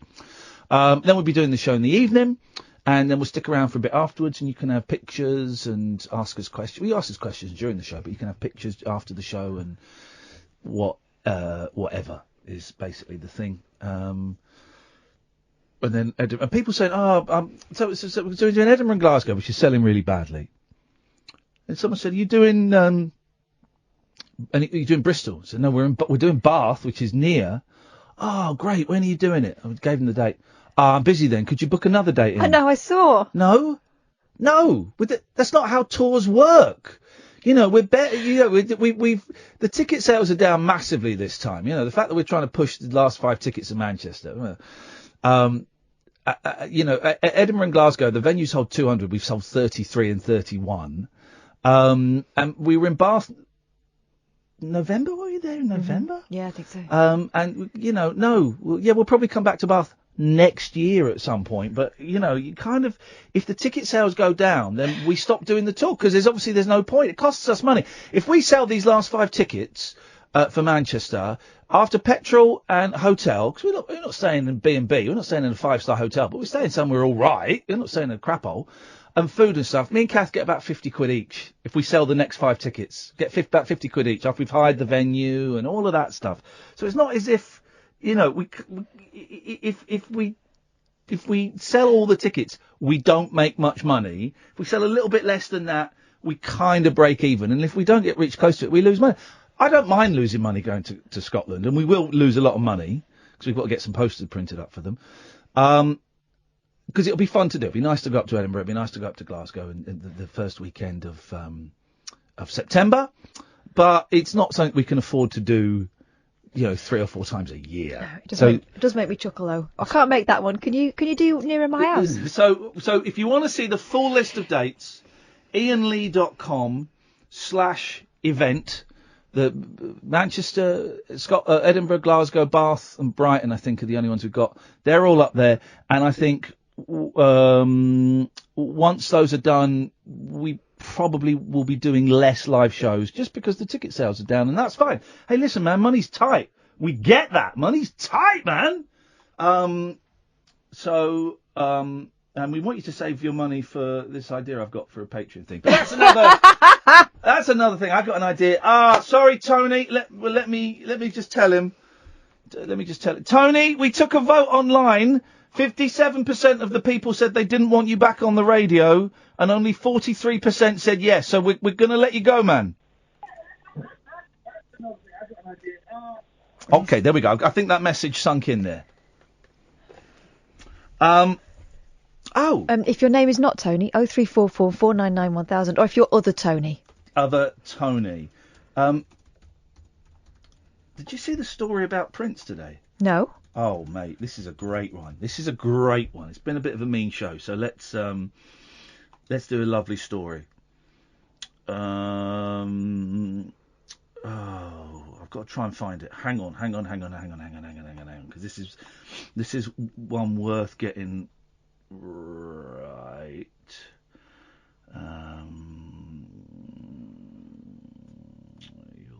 Let's try it under the entertainment section on Twitter, because I've seen this in a few places, but I'm guessing it'll be on. Here we go. This is great. So this is on Twitter, right? Here we go. So someone tweeted, Anil Dash. I don't know who Anil Dash is. He's got a blue tick, got 600,000 followers. He's got it proper. He's an important person. He tweeted, did you know Prince would often get a library card for any places that he was going to be visiting for more than a few days in a row? Library cards for Oakland, Baltimore and other cities were amongst his personal effects at Paisley Park when he passed away. So he used to, if he was in town for 3 or 4 days, he'd join the local library. Isn't that incredible? Right? And then this Anil Dash has done a whole series of tweets. In 2001, Prince donated $12,000 to the Save Louisville Free Public Library's Western Branch, the first to serve African American patrons. Prince dedicated the gift to assist your library in reaching all areas of the community. And it goes on, Prince didn't like to discuss his personal life, but the Louisville gift is worth putting in context. Just days after 9/11, with his father having passed away only 3 weeks earlier, and his mother in the hospital with only a few months left, Prince used that moment to write a cheque for $12,000 for a library. Prince would also regularly frequent independent record stores in many cities that he toured in, often buying additional copies of his favourite classic albums as well as new releases. Sometimes he'd ask them to open up after hours just so he could browse around. I just thought that was lovely because I love libraries, right? And there's a dimwit story online that I don't know I guess it's an American thing, but whatever happens in America comes here at some point.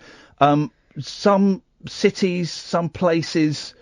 I'm trying to find the story. Oh, an article. Here we go. Listen to this. Listen to how thick this story is, right? An article published by Forbes and written by Panos Moudoukas suggested that replacing libraries with Amazon stores would save taxpayers a lot of money. Well, closing libraries and turning them into hotels, that would save taxpayers a lot of money.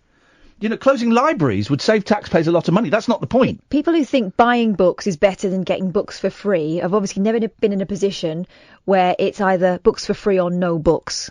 So this guy, he's an old guy, which I say that because I do think he's an old guy saying this. I'm imagining he's an old rich guy, professor and chair of Department of Economics at LIU. Yeah. He writes about business development. Wonder if he borrows books from there. Amazon should replace local libraries to save taxpayers money. It's an American story. Let me clarify something. Local libraries aren't free. Homeowners must pay a local library tax. My bill is $495 a year. Well, just because he can find somewhere quiet to study without using the local library doesn't mean he's the only person who... Here's the thing about libraries, right? I've said this before. I love libraries, and I'm so grateful. When I was a kid, my mum would take me to the local library. There were 2 libraries in Slough. One has recently been knocked down in the last 2 years to be turned into a hotel, but they've opened up a new one. And one was this tiny little library on the Wentworth shopping estate. It's tiny. It's like a room, basically. And I used to hate going to that library because it was just a room and it was boring. Everyone was quiet, and I got kicked out for being noisy. But every time I went, my mum let me take 2 books out, and I used to get these Bobby Brewster books, and I was obsessed with Bobby Brewster, and no one else remembers Bobby Brewster. And I would get these books, and I would be, and I'd hate being there because it was boring, and she would take ages. I'd go and get my that Bobby Brewster, and that was it. I was done, and she would be there for ages choosing her Catherine Cooksons. But the excitement of getting the book, and being bored for 20 minutes, half an hour, then the excitement of going back and reading, I loved it. And that was from when I was a baby, and I remember being there 3, 4, 5. I remember choosing books at 5, these Bobby Brewsters. And that has instilled in me the fact that I've always got a book in my bag. I've left it in the house in Windsor today, but I've always got at least 1, sometimes 2 books in my bag, which means that if I'm on the train, I'm reading a book. If I'm at home and there's nothing on telly or something on telly the kids are watching, I'm not digging, I'm reading a book. I was out in the garden today. I picked the kids up and I was reading a book. And that has passed down to my kids who... My eldest came out with his Beano summer special. Came and sat with me and was reading his Beano summer special, reading the book. So it gets passed down, and that's all because of libraries, man. It's libraries, and in libraries you don't have to be quiet now. No one shushes you. You go in, and if you've got kids, they put on free entertainment. Sometimes 2, 3, 4, 5 days a week. They put on storytelling. They'll put on plays. They'll put on little exhibitions where you can go and touch fossils. All of this kind of stuff, man, in a library for free. Of course, it comes out of your tax. Of course, it's not completely for free, but it's the one place. Try and name one other place apart from museums. One other place that you can go to for free, and you can sit in there all day if you want for free, and you can take stuff home with you for free. There's nowhere that you can do that, man. And for some kids, right, going there to do their homework is the only quiet place with space for them to study. Yeah. Libraries are I pay for those kids alone. Oh, totally. And also, if you haven't, everyone, hey, just go and check it online, man. Go, okay, well, I'll do it on my iPhone. Not everyone can afford a computer at home. Not everyone can afford a laptop. Not everyone can afford a smartphone. Not everyone wants one of those, but sometimes needs to access something online. Libraries there, you get them. I think it's free to use the computers. You just go and write your name on a bit of paper and say, I want it from 12 till 1. Boom, you've got a computer. You've got the internet. Yeah. And but libraries always were a place that they were like a TARDIS. They were bigger on the inside than the actual room, because you open a book up and you can go anywhere in the universe. And with a computer there, you can do it even more so, in a more obvious way. So there's some rich old white guy in America saying, an academic with access to loads of books. We would save a lot of money if we closed down libraries and replaced them with Amazon stores. Those tax dodgers? Hey, listen, I love Amazon. Of course, I buy so much stuff on Amazon. They don't pay tax. They don't deserve the respect that libraries get. And also, my boys are so lucky because we can afford books, and we've got. I nearly said too many books. You can't. We've got so many books. So many books. They got books in the playroom. They got books in their bedroom. They got books in the living room. They got books in the car. Books everywhere, right? And I keep saying, hey, well, maybe we can take some of these younger books and we can take them to a charity shop and clear. They don't want to get rid of them yet. All right, that's cool. But we're lucky in that I can afford books, and I can afford books from bookshops as well sometimes, or the book people online is the place to go. But so many people can't afford. There are I read the number and I can't remember what it is. Tony's calling in again. The number of households, kids 6 and under, that haven't got any books in there because they can't afford it. It's not a priority, or the parents don't think that way. And that's not a criticism of the parents, but not everyone can have a book. But if you go to a library, even if you don't take them home, you can sit in the library for 20 minutes and read a kid's story. Oh, you read a story now. Fantastic. I was listening to Caitlin Moran talking to James O'Brien on his podcast. Yep. And she was saying she was homeschooled, and she was one of like five kids, I think. And she said she would go to the library for peace, quiet, and access to hundreds and hundreds of lives. That's what you've got in each book, right? You've got the benefit of each individual's experience of life, and you can do that with just a book. And she read and read and read, and that's how she became, she was a precocious writer herself. She wrote her first novel at the age of 13. Not everyone's like that, but what I'm saying is it opens up possibilities to people who might not necessarily get them otherwise. And all right, you can afford books. Well done you. Not everyone can. And I think it's that books and also space and, just the ability to be able to get a little bit of time with you and someone else's mind. It's brilliant. 03444991000. Good evening, Tim. Hello. Hello, Tim. Hey, can you hear me? Yes, that's why we're responding to you. Hi. So basically, I'm just ringing in. It's my really good friend Aaron's birthday today. Well, why don't you ring Darren up then and wish him a happy birthday? It's Aaron, first of all. Okay, well, why don't you ring Aaron up? Why don't you ring Aaron up and wish him a happy birthday? I already have. Well, that's great news. And was he happy with that? He was. He's going through a bit of a tough time, and I thought maybe this would cheer him up, me ringing his favourite radio station. Uh-oh. Uh-oh. Uh-oh. Uh-oh. What do you want, man? I don't know what you want. You want me to say happy birthday to Aaron? Yes. Why? I don't even know this guy. You do. You've talked on Twitter before. So what? I've talked to loads of people on Twitter. I don't know them. Okay, will it kill you to say happy birthday? Yes. Supposing he's a Nazi. Supposing this is like some thing where you send a picture to Donald Trump of Jimmy Savile and you say, my granddad died 3 years ago this very day. Could you wish him all the best? And Donald Trump goes, he looks like a fun guy. We miss this guy. Supposing it's that. Supposing Aaron is like Jimmy Savile. Okay, you've taken it a bit too far. I'm not Sacha Baron Cohen. I've not taken it too far. You're the one phoning up from the alt-right. Wow. Yeah, that's not me. Okay, well, thanks for your call, man. Thank you. There we go. What a nice guy. Let's go to Roger. Oh, hello. You better make it good, Roger. Probably not then. After that last call, I hesitate to say what day it is today. Monday, next. You're spot on about libraries. Libraries are great. Yeah, of course they are. Pre-internet, well, wide spread of internet, I can remember going in using the libraries to research jobs. Researching the companies. A lot of people don't realise how many people do rely on libraries. Are you masturbating while talking about libraries?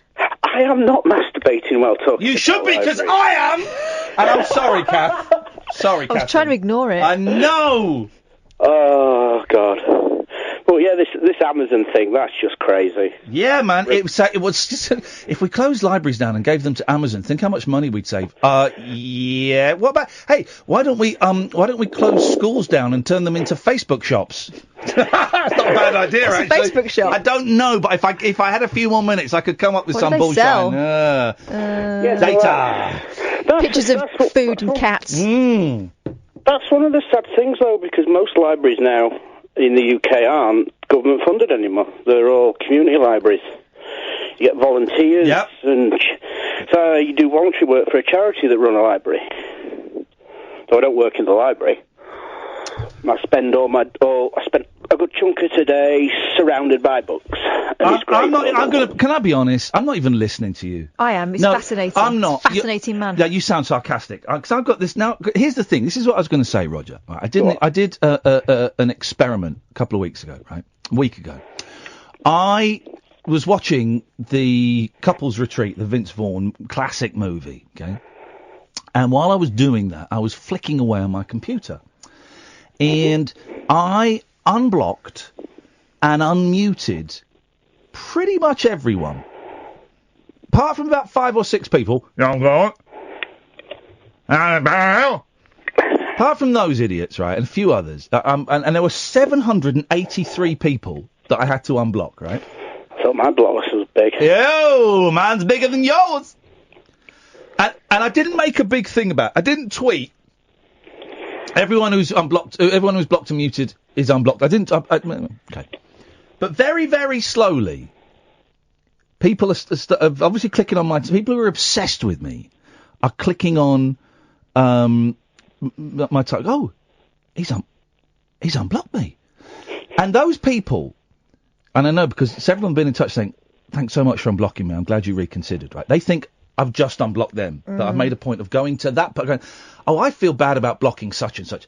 I'm going to unblock them." Right? I'll unblock everyone. It's a blanket thing, right? But some of them and some of them are being arses again. Like there's this person tweeting me, the helpful troll. Oh, yeah. I mean, I don't even remember who that was, but I remember why I blocked them, because they're so annoying. The guy that was rude to you on Friday night, Richie Gunslinger or something, I blocked him on YouTube. And then he was the guy who tweeted you, you cut me off just because you can't handle the truth or something. Oh, yeah, because he was weird. He was proper, like, I blocked sleazy, and then started doing a fake Indian accent. That was kind of the last straw. I blocked him. Right. But apart from that, but it's just these people, the helpful troll, go away. I just said, could you F off, please? People are funny. Twitter is funny. I'm so glad I got a little bit into it again at the weekend, but I've pulled away again. It's just frustration about this house and about, I was feeling very ill on Friday. I felt so ill on Friday. And then I've had such a weird thing, Roger. I was so ill on Friday, I just couldn't come into work, couldn't face it. And my boss, Denny, is brilliant, right? And he said, I texted him about 11:30 saying, Denny, I can't do it. I'm having a really tough time and my head is... He said, no problem, you relax. And then, and it was a horror... Friday was awful, really tough day, and I was crying in front of my kids. Oh, God. Get this, Roger. So I'm out with my youngest... And he's asking about his granddad, my dad, who he never met for various reasons beyond my control, right? He never met. So we're in Costa and he just suddenly starts asking about Granddad Malcolm. Why didn't I meet him? Right? And I can't really tell him the real reason. Why didn't I meet him? Why did you guys fall out? And I could talk to him about that. What was he like? Did my brother meet him? And so I'm having this conversation. And then Real Love by the Beatles comes on. And for some reason, that song gets me anyway. And so then I'm having this conversation that I'm not really emotionally prepared for because I'm feeling ill. This beautiful, haunting, ethereal song comes. I'm in tears in Costa. And then I had then my son obviously looked embarrassed. I said, can I just say, I'm really glad you're asking me these questions. And I'm crying because I'm sad, because I miss Grandad Malcolm, but also because you're helping me remember some really nice memories. And so these tears are kind of a sadness, but also a happiness. And it's because we're having this conversation. I'm really grateful for it. So you ask me these questions anytime you want. I thought, yeah, that's some good dadding. Well held. That's some good dadding. But it got me, man. And Friday was weird. But then I had such a lovely weekend. Saturday, I went and saw my mates Spencer and Matt, who I was in a band with. I've not seen them for like maybe a couple of years. And we just went out to Spencer's house, and Spencer's girlfriend did a posh fish finger sandwiches, posh cakes, and we just played guitar for 5 or 6 hours and listened to country music. Right. And then Sunday, I was involved in a top secret project that I'm not allowed to. Kath knows, no one else knows. I'm not allowed to tell anyone. And it was just a thrill to be involved in this, in a really tiny way, in what could be a very significant thing. And if it ever happens, I will tell you guys. So what am I trying to say? That even though I felt lousy on Friday, and I'm still stressed and stuff, and things, divorce and house. Dear God. Spent half an hour in a solicitor's today. Oh, God.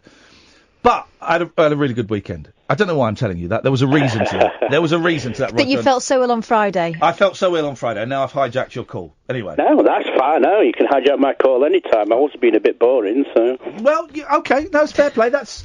No, you weren't. That's self-awareness.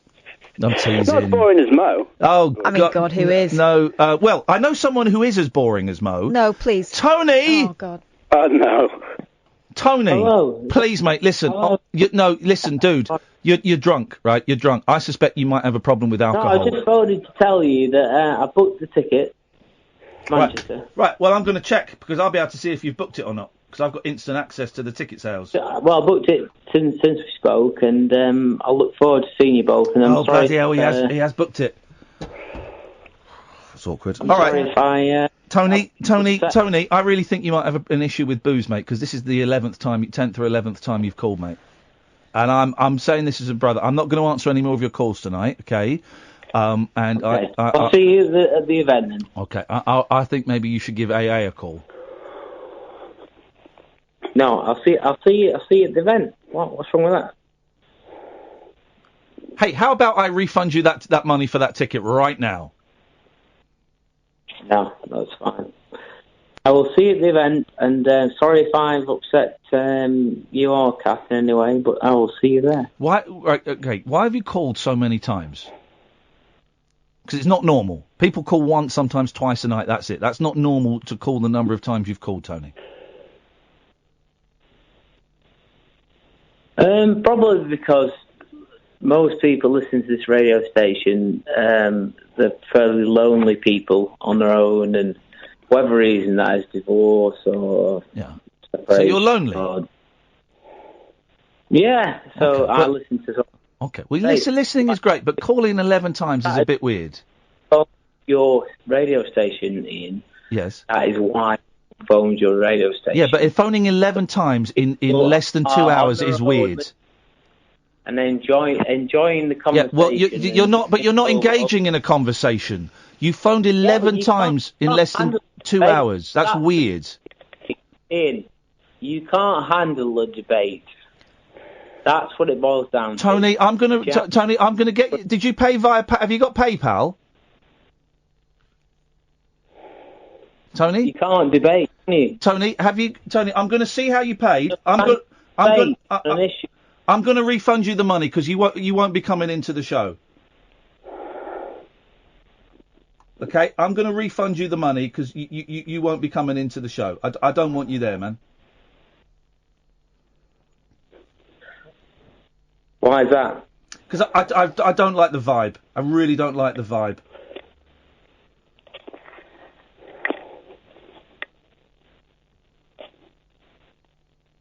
Well, I don't see. Have you booked under the name Tony? And does your surname begin with B? Could do. Right. Okay. I'm going to refund you the money, dude, because I don't think it's appropriate that you come. All right. Why? Because I don't like your vibe. What vibe? What do you mean? I don't like the attitude. No, I'm just worried that what is going to be a loving, beautiful evening is going to be soured slightly. So, have you got PayPal?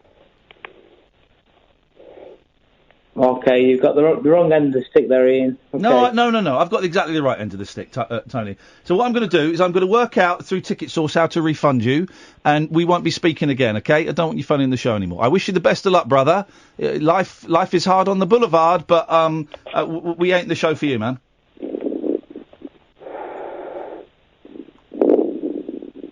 Okay?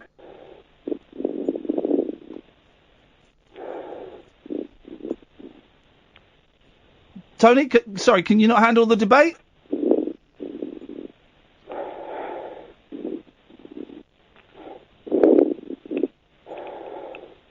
Tony?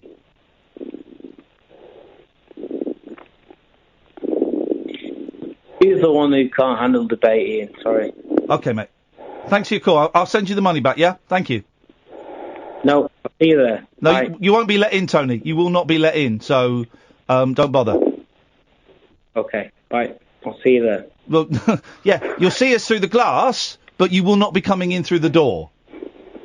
Okay, see you there. Bye. No, you won't see us there. I'm refunding you the money. If you turn up, you will not get in, and if you try and get in, we'll call the police. Even if I wear a clown outfit? Especially if you wear a clown outfit. Okie dokie.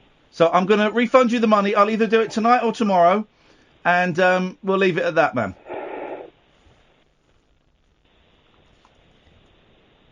I'll see you there. You won't be coming in, Tony. You will not be getting into that building, buddy. Okay. It's a building. And it's a door, that's all it is. Yeah, which you will not be coming in, and 62 people that are on our side, so you will not be coming in, mate. This is getting very weird and very uncomfortable now. I'm going to work out how to refund you, and that'll be that.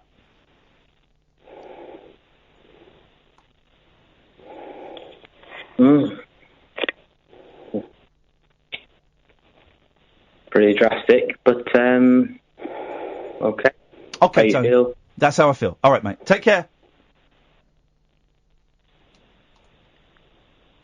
Don't call us again. We won't be answering. I don't think it's quite fair, though. It doesn't matter. It's unfair. Whatever. It's my decision, okay? Don't ring in again, Tony. You won't be getting on, okay? Your phone call will just go unanswered. Well, you prove you can't do a debate. Ian. That's right. I cannot do a debate. You beat me. You beat me, fella. Answer your own question. Yep. I can't do a debate. You beat me. Hands down. You got me. Well, obviously I have, because that's why you were going away. Yep. That's No, it. I'm not. You got me. You beat me. You totally beat me, man. Okay. All right, so I beat the debate. Won the debate on Ian Lee. Yep. You did. From every angle. There we go. From every angle. From pre-Ricky Gervais to the Jungle. There we go. You got it, man. You beat me, Tony. How about? Thanks for your call, mate. Oh, I have beat you, man. You beat me, Tony. I'm going to hang up on you now and we'll never speak again. Thanks for calling. Bye. Yeah, but that's... Roger, how uncomfortable was that for you? Extremely uncomfortable. That took a very sinister turn when you started going on about it's just a building, it's just a door. Didn't it get dark? I'm just going to put a marker on his number. Okay.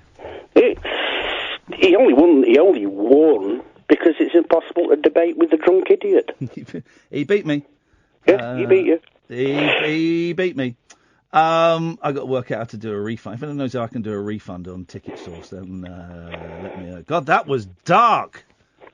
It was very dark. Sorry, Roger. But do you know what? Part of me really enjoyed the fact that you were in the middle of that. I got a very perverse pleasure from that. I was being very quiet because I didn't know whether... Yeah, you were. I was... All right, man. Listen, I got to go because I'm late for the ad. It's nice to talk to you, man. No worries, mate. Take care. Bye-bye. Across the UK, online and on DAB. The Late Night Alternative with Iain Lee on Talk Radio. Don't know how to do a refund on Ticket Source. I'll work it out. 0344 499 1000. Oh yeah, baby, I'm loving the way that you're walking down the stairs. I wanna see you wiggle your sweet ass in the air. In the air? How's she walking down the stairs? On her hands and knees. That's crawling.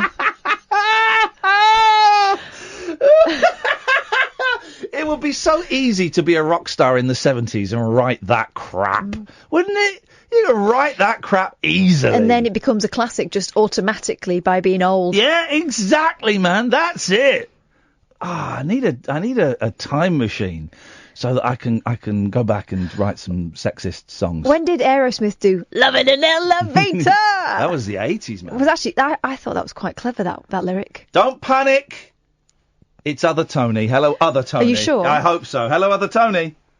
Oh, I've had a few, but I just wanted to tell you that I'm definitely coming to your show. You're not coming either.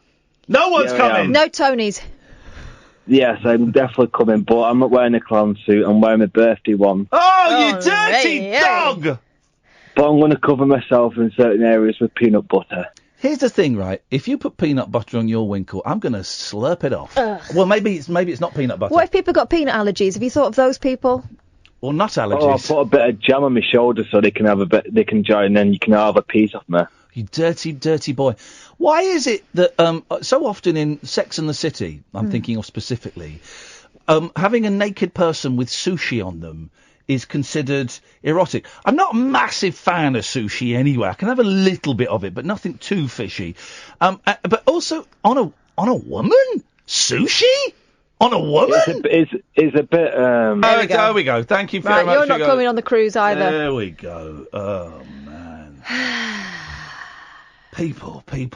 We got a good. I'll just take this straight to air. We got a good call. Here we go. Kasif, come on, buddy, save it. Turn it around, Kasif. Hello, Ian. I just got blocked again from YouTube. I don't know why. My account again. Well, you must have broken the regulation, which is don't be a knob.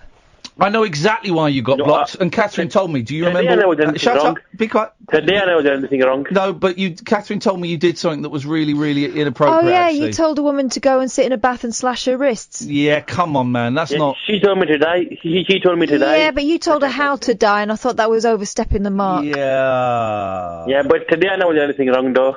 No, but you were blocked the other day. Then. Come But on, today I man. made a new account. You opened a new account. And I got blocked for no reason. Well, You probably got blocked because you're blocked. It made me laugh, Kasif. I like you, man. I like you, but you can't go and tell women how to kill themselves. Come on now. That's a bit beyond the pale. Ian, is it true you're really opening a farm? Sorry? Are you really going to open a farm? I am, yeah, I bought it. I've signed up and everything, man. It's nuts. Did you see the thing I sent you on Twitter? No. What did you send me on Twitter? Check your Twitter then. You better keep that man away from your cows. Fake laugh. Well, why don't you... It's like an evil laugh. Why don't you just tell me what you did? No, not what I did. What is came in the news in February. This particular individual. He's a pensioner as well. Right. Okay. So, what? Okay. Well, just tell me, because I'm not going to go back through my Twitter to look for a funny GIF you've sent me or something. He's been banned from all the farms in England. Oh, no, I did see that. Molest. Yeah, there's an old man. We did this story. An old man that's banned from every farm in Britain. Well, I've not got my Farmers Welcome Pack yet, but apparently when you become a farmer and you join the Farmers Alliance, you get sent like a. It's not a brochure, it's a pack. It's like a pack of like stuff you need to know. And you get all of the pictures of the people that are banned from farms. So it's like sex criminals, it's animal rights people, it's crop circlers. There is a thing, and it's not sexual. This is weird. Have you heard this, Steve? It's not sexual, but there are people that like to get legally married to cows, and farmers have got a real problem where people are taking cows off one at a time from their land, and they go and say, "What are you doing?" They say, "Well, I'm married to this cow," and you can marry a cow at night, and then you can take the cow home with you. It's the weirdest thing, and it's all legal. So you get the And then the problem is they can go upstairs, but they can't come back down again because the legs won't permit it. Exactly. It's not sexual, Catherine. Please don't demean. No, but they have to go to sleep. No, well, they can sleep downstairs on the sofa. I wouldn't make my spouse sleep on the sofa. Well. Okay, I'm keeping my mouth shut. Anyway, Kasif, I hope that when I get this Farmers Alliance pack, I don't see you in there. Yeah, I know you were, Ian. And Ian, people think farming is good, but if you have to sort a lot of dung. You have to wake up early in the morning and get rid of a lot of dung, and I mean a lot of dung. How much dung? It depends how many animals you have. There's about... you said 1,500 head, didn't you? It's about 1,500 cows, yeah. Is that a lot of dunga? You're going to be shoveling from 6 in the morning till about 12 at noon, easily. Dunga? Yep. Okay. So you better get used to dung. You better get used to dung. Well, okay. Well, I certainly won't be. Oh no, my thing said that was going to be funny then, but I blew it. Shanty Pony. That won't be there. Casif, we had a message from George Galloway for you. Really? Yeah, George. Do you listen to George's show? Yeah, that's why I started listening to Talk Radio, because of George Galloway, and then once he said, up next is the award-winning Iain Lee, sometime last year, then that's when I started listening to you. Well, George has recorded a message for you, Casif. Would you like to hear it? Well, I know it. Okay, go ahead then. You ready? Yeah. You're a fanny. I knew that was coming up. Thank you very much indeed, Casif. Across the UK, online and on DAB. The wild man of late night radio, Iain Lee. Differently interesting nocturnal emissions from a legend of late night radio. On air and off the leash. The Late Night Alternative with Iain Lee. On Talk Radio. We'll get you talking. 0344 499 1000. Things, the vibes calm down a little bit now. Very het up at the start of It's been a strange show. Isn't it? Something's in the water. Something in the way she moves. You know George Harrison nicked that line. Go on, who from? Not James Taylor. Yeah, from James Taylor. No. Yes. Really? Yeah, something in the way she moves. Because he said that he got signed up at Apple. James Taylor got signed at Apple, 1968. 69, I want to say 68. Because no one else would touch him. No one else would touch him, and he was brought in, I think, by Peter Asher, and Paul McCartney and George Harrison heard him, and the big song from that Apple album, which is a great album, is kind of a bit more 60s than the rest of the James Taylor album. It's a great album. The big song from that was Something in the Way She Moves. A year later, the Beatles do a song on the line, Something in the Way She Moves. Come on, man. Bit cheeky. But George Harrison famously nicked a lot of stuff. There's an album he did, and when they got this, they got the Moog synthesizer, this giant, it's like a big rack of a massive machine and you plug cables in and you got a keyboard and it was all of this. And George Harrison, the Moog appeared, I think, first on the Monkees record before it appeared anywhere else. First or second, probably first. But George Harrison released the first ever album that was entirely Moog based. Okay, there's no other instrument, no real instruments. It was Moog, and I think it's called Electronic Music, and it's like it's on Apple. It's like Apple #1 or Zap. Maybe it's on Zapple, which is electronic. Anyway, so it's George Harrison, his first solo album or second solo album after Wonderwall. George Harrison Electronic Music, and all it is. Well, hang on a minute. Let's see. Let's see if we can find some George Harrison electronic music. Right. I've never listened to it. Oh, that's not it. Is the internet a little bit slow for you tonight? Shut up. What is this? That's not it. George. What's going on with the internet? Guys? Anybody? Guys? George, here we go. Something's happening. George Harrison, electronic sound. I can't find it. The internet's doing something stupid. Anyway, so it's this album of like, it's all that stuff, right? And it's supposedly George Harrison playing with the Moog and just recording 50 minutes, 40 minutes worth of stuff and putting it out as an album. But the guy that sold George Harrison the Moog, right? He delivered the Moog into a studio, and George Harrison says, "Can you set it up for me?" Because of course I set it up. So he sets it up, and he goes, "Can you show me how it works?" And he went, "Yeah, of course I'll show you how it works." And he's playing it, and he's doing all this and doing all this, and then the guy does it for like an hour or so, and George goes, "That's great, that's great." And the guy goes, "You weren't recording that, were you?" He said, No. And he was recording it, and he put that out as his first solo album. Cheeky. This guy playing it, yeah. Cheeky and this devil. guy listened to it, and he went, That was my demo. That was the demo session I did when I delivered the thing, and he tried to sue him. I don't know if I think he won, but yeah, he nicked it. He just recorded someone else playing it and put it out as a solo album. Now, I like George Harrison, but that's Alan Border. That's what? Alan Border. What's that mean? Out of order. I like that. That's G. Is that actually G? That was G. G, right, you just got yourself a ban on Twitter, a ban on YouTube, you got yourself a ban everywhere. What the hell was that, man? You can't come on the air and say that. How is that funny? How is that funny? And you just got dumped. Where is the joke there? Well, you just got yourself blocked, mate. I sometimes wonder. What the hell was that? That's not funny, man. Flippin' heck. Evening, Jerry. It's full moon tonight. It's what? Full moon. Could be a full moon. Oh, it could be a full... Can we check? Is it a full moon tonight? It's a bit loopy today, the show is. Catherine is Googling it on her moon calculator. No, is it not? What you got, Jerry? Come on. You may be disabled, but you're still going to get the same treatment as everyone else. No, I appreciate it. I used to live on the farm. What? I used to live on the farm. Okay.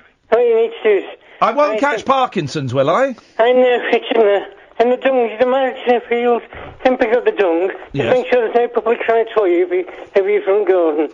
Otherwise you never get people looking through your windows all day. It's cow dong, it's not horse dong. I don't know, but make sure you don't go in public toilets away past your windows. Because if public toilets away, make sure you know that. Otherwise you get people nutters going looking through your front windows. Clean my windows? No, nutters leaking through your windows. Okay. What? Most important. You would think that are you sat on your bed? Because it enough sounds squeaky. No, my chair. My chair's knackered. Why have they given you a noisy chair? They should give you a quiet chair. I fell through it this morning. I'm because of how to get rid of it. They should give you a quiet chair. I finished chair away. Anyway. I walk into medical. Has he gone? I've got no idea. These are by amazing. Jerry's standards. This is... I'm not. Don't. Okay. I'm gonna cut you off now. Bye. Up your bum. Yes, Mo. Hello? Yes, Mo? Hi, man. I just want to call you out for your disgusting homophobic abuse, to be honest. Okay, I think sure. You have similar actions of a school bully. Yes, that's I mean, right. The way you use gay as an insult is Yes. absolutely disgusting. Okay, Mo, thanks so much for your Don't call. think you insulted him. I think it was an observation. Yeah, Mo, you're About right. his ability to enunciate. I hate gays. I hate gay people. I'm saying it. I'm putting it out there. You can't say it anymore. No one can say it anymore. I hate them. I hate what they get up to. I think it's disgusting that they can get married. And I will not allow it on this show. But I think it's interesting you assume you're talking about someone else's penis in his mouth. As if. Anyway. Well, right. It's definitely pronounced Moog. Don't make me get out my clip of Moog. Anyway, so we're talking about... this won't happen, but this story pops up every couple of years. David Mark Chapman, 63, could walk free from jail as he's up for parole for a 10th time. Well, he's up for parole for a 10th time. I think it's pretty unlikely that they're going to let him out now. It is set. He's been rejected 9 times. He's applied for parole every 2 years since 2000. He's been rejected 9 times, but is set to appear before the New York Parole Board again in August.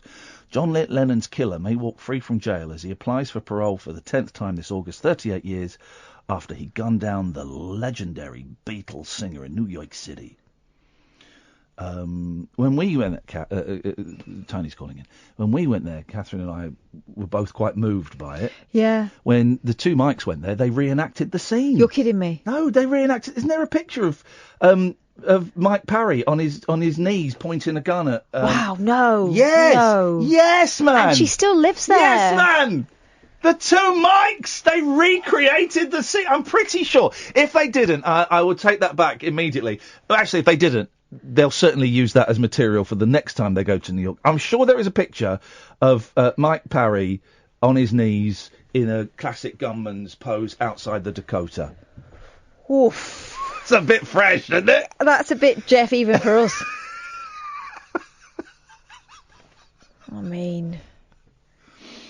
I mean, why stop there? You might as well go around reenacting all kinds of tragic ends. Yeah, well, okay, make your own jokes up. Mark David Chapman, 63, has been in... I told you I went to college with Chapman's cousin for a semester. And he boasted about it, Casey Chapman, yeah, they were... Casey, I mean, he was horrible.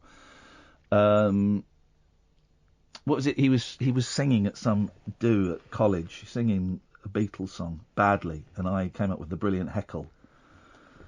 Your cousin already murdered one. You've already murdered the Beatles once. Don't do it a second time.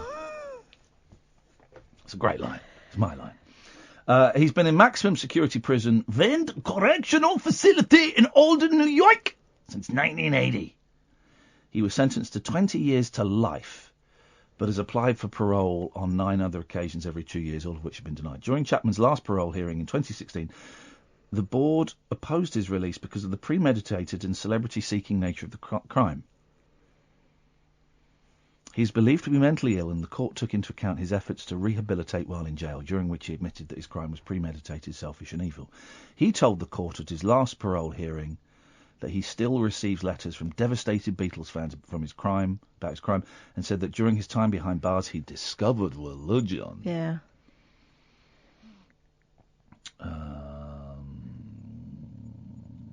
He said, at the time I wasn't thinking about anyone else, just me, but now, obviously through people's letters and through things I hear, a lot of people are affected. I'm sorry for causing that type of pain. I'm sorry for being such an idiot and choosing the wrong way for glory.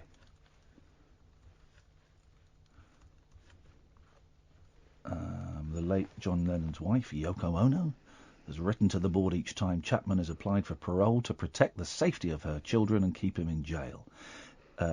She has said that Chapman's release would endanger her and the couple's 2 sons. No. No. The couple only have 1 son. He has 2 sons. Or maybe she counts the other one as hers as well. Oh, come on, really? She certainly didn't in the 1970s. You know what I'm saying, guys? Beatles fans, you with me? Why shouldn't he be released? I guess is the question. If they are keeping, and I don't, because of the 9 other times they decided not to. Well, though, but that's how parole works, isn't it? You go and you get knocked back, and you go and you get knocked back. John Warboys, for example, the taxi rapist, he applied for parole several times, didn't get it, then got it, and then of course there was the huge furore, rightfully so, because he probably did a load more crimes than he actually fessed up to, so he's still back in there. But that's how parole works, isn't it? You've got to go and do it a few times. The question I'm asking is, right, he's done 38 years, and it's a completely different system over there to us, where life means like 120 years. But it says that the original sentence is 20 to life. If they're keeping him in just because he killed John Lennon, then that is wrong, isn't it? Yeah. So there's got to be more to it. Absolutely. Than that. You would Yeah. hope there's more to it than Yeah. that. Than the fact it was just a guy from Elephant's Memory. Which John Lennon's band in the early 70s. Am I right, Beatles fans? They're not listening anymore. Oh. Are they not? Screw those guys. Let's go to the ads. The Late Night Alternative with Iain Lee on Talk Radio. We'll get you talking.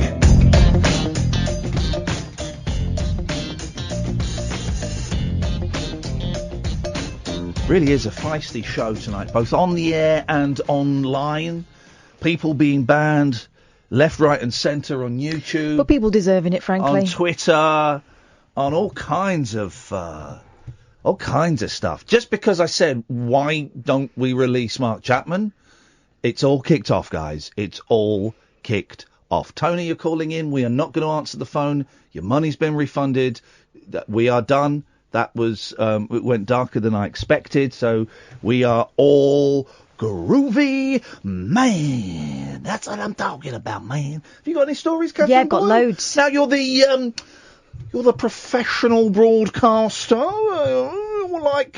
What's that film where that posh man has a bet with another posh man, he can get the Dirty Bird posh by the end of it? Because that's what you are. Dirty Bird? You're the Dirty Bird.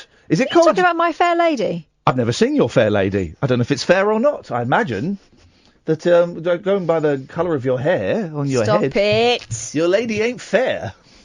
Is that what it's called, the Dirty Bird? That's what I'm going to call it. The Dirty Bird? What are you on about? I'm gonna. You're the Dirty Bird, and I am Jacob Jacoby, and I am My lord, I believe she has it now. Wow. There we go. I'm Jacob Jacoby. You're the dirty bird. Away you go. You're listening to Vague FM. There or thereabouts.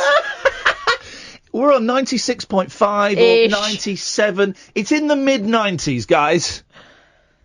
It's in the 90s somewhere. Hot news from the Daily Mirror. Some mums can't resist licking their newborn babies on the forehead like a cat, but with good reason. Oh, I like raisins. No, I like raisins. I do apologise. I always get those two confused. So sorry, Catherine. I didn't mean to. It's raisins. Raisins. I like. A lot happens in the first few minutes of a newborn baby's life. That's the first line and also fact. But more after that, bugger all. No, but more happens to them after the first few minutes, like the next 70 years. You'd think that'd be the second sentence, but it isn't.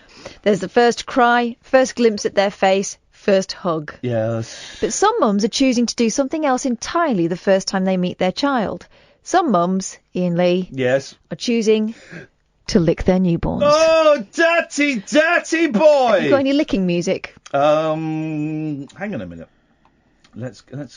What I like to do sometimes, right, when we're looking for specific types of music, is I just type in the phrase. So I'm on YouTube. I'm going to type in licking music. Let's see. That's how the other presenters choose their music for cues, isn't it?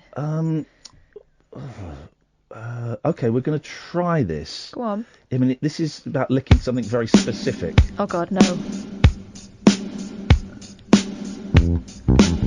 Hey, boy. Would you meet me on the roof tonight? What's he going to lick? I got a surprise for you.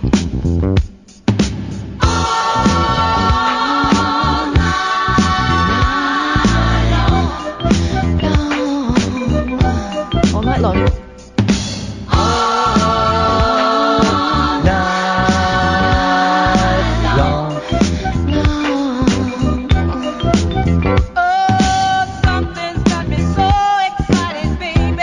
That's a bit. Well, it did say baby. Yeah. Okay. You're right. Licking music. Yeah. Lick. Okay. Here we go. Let's try this one.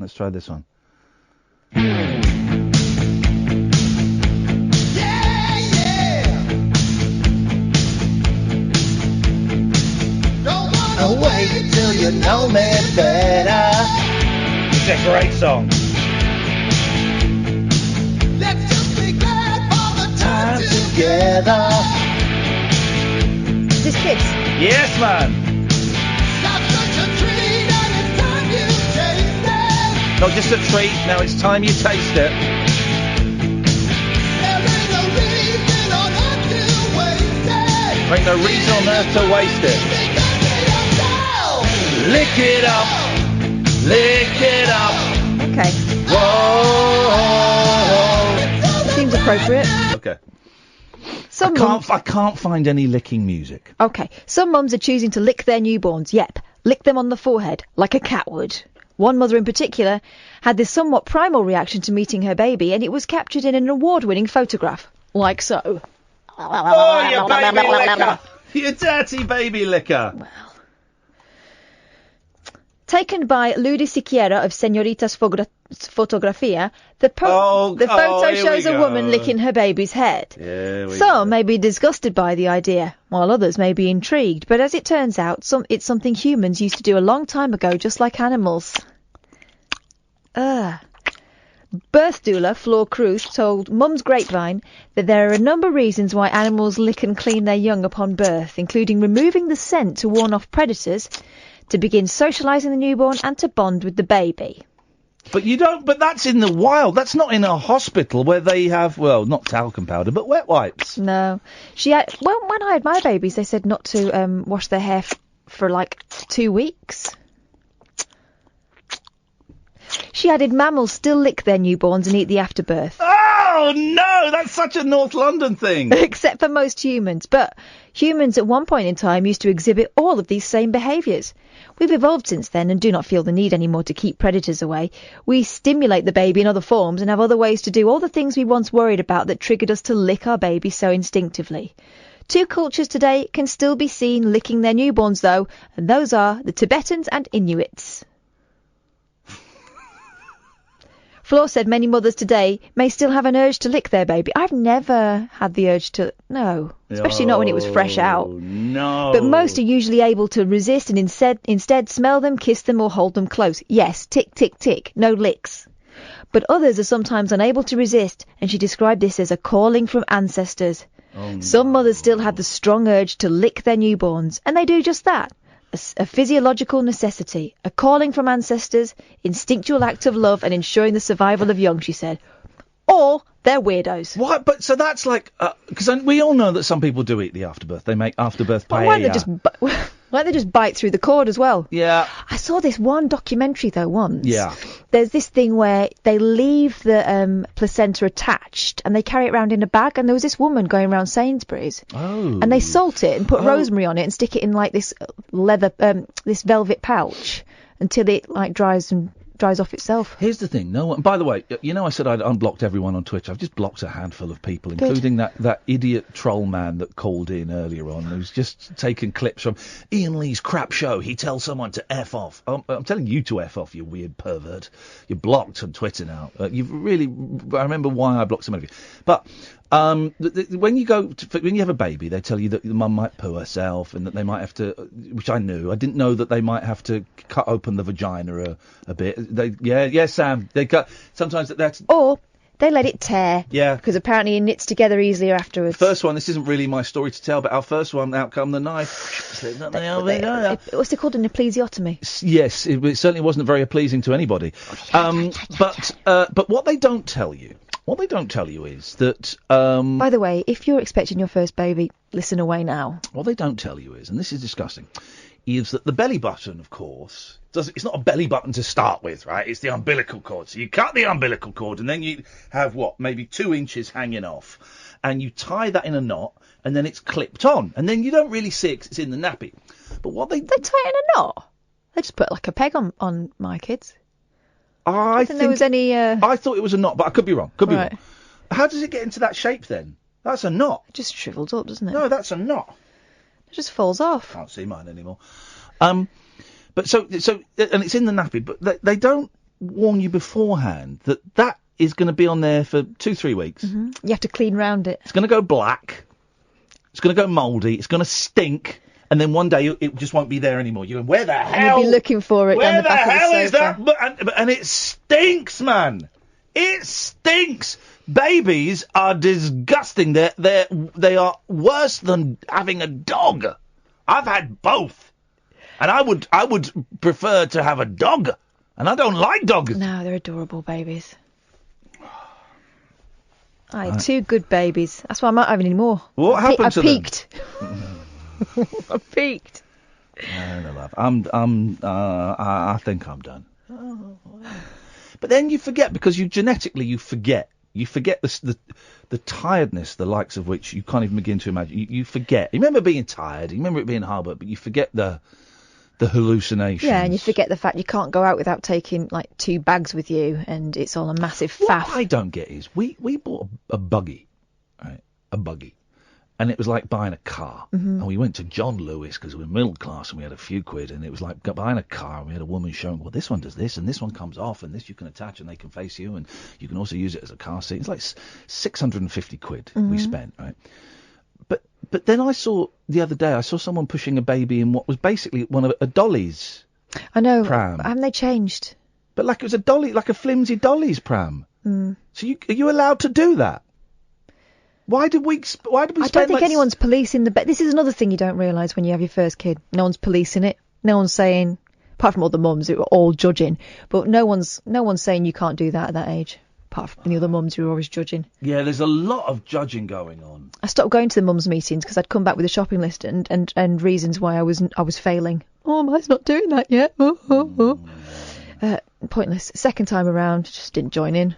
I was much happier. We got another 30-odd minutes of the show, guys. If you want to take part, you give us a call. You'd be very, very welcome. We'd love to pick your brains, get your thoughts on the day's news, see what's happening in your lives, talk about farming. The vibe has certainly cooled down from the first hour and a half of the first 2 hours, 27 minutes of the show. It's got a lot cooler, so you'd be very, very welcome. Don't phone up and say W for crying out loud. What a stupid thing to say. But Paul Ross will be here at 1 o'clock, so give us a call. 0344 499 1000 is the telephone number. You'll give us a call. It's the Talk Radio. The radio show for people who know the best part of the day is the night. The Late Night Alternative with Iain Lee on Talk Radio. We'll get you talking. 0344 499 1000 is the telephone number. If you want to give us a call, you'd be very, very... What happened in Canada?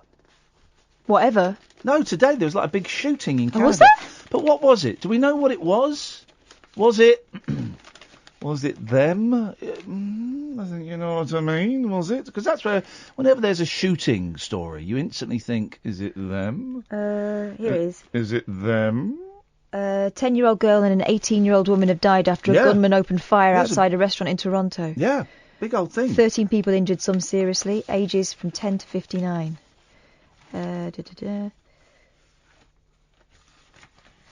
Exchange of fire with officers. They don't know why it's happened yet. Okay. Gosh. Okay. How awful. Yeah, terrible.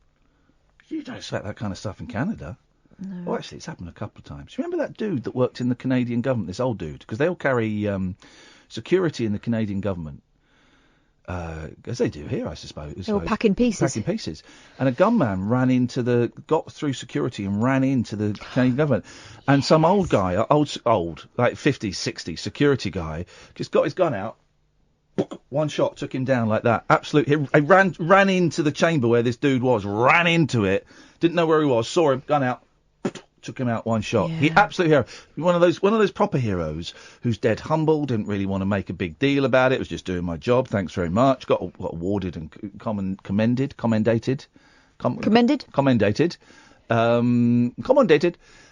all of that. But the Canadians are they kind of act the giddy fool, the giddy goat.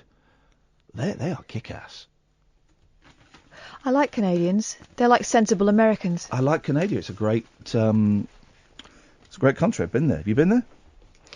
No. Okay, well I've been there, so I'm actually more qualified to talk about it. Okay. And? In one evening when I was going for a walk, I had a man try and sell me stolen leather jackets, and another man try and pick me up for sex. So it's a great.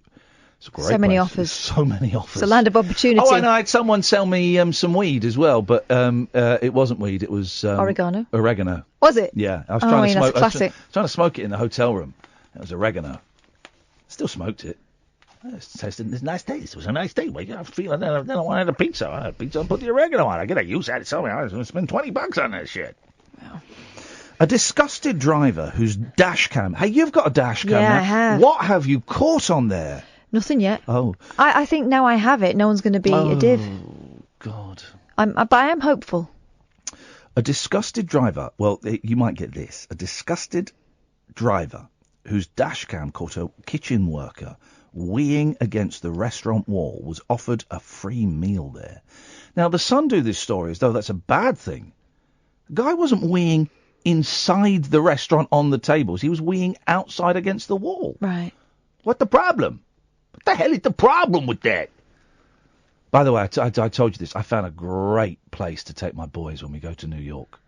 Great place. Some of you will have heard this before, but I've not seen it. Medieval times, where it's like you eat in like a circus ring, and you eat and the website proudly boasts no cutlery dining.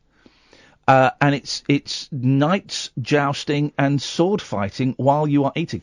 You can pay a bit extra and get the royal experience, where I think the king or the queen knights you. I think you get that as well. Pay it. Leave it to me. Pay it. Leave. Oh, I'm. You know, this holiday is to score points. So. This is for buying affection. Oh God, yeah. This holiday is going to set me up for the next 20 years. So of course I'm paying for the royal experience, having some of that. Anyway. The OAP was parked outside a branch of Chiquito in Thanet when the worker wearing kitchen whites walked out, unzipped, and peed on the wall just yards from the front door.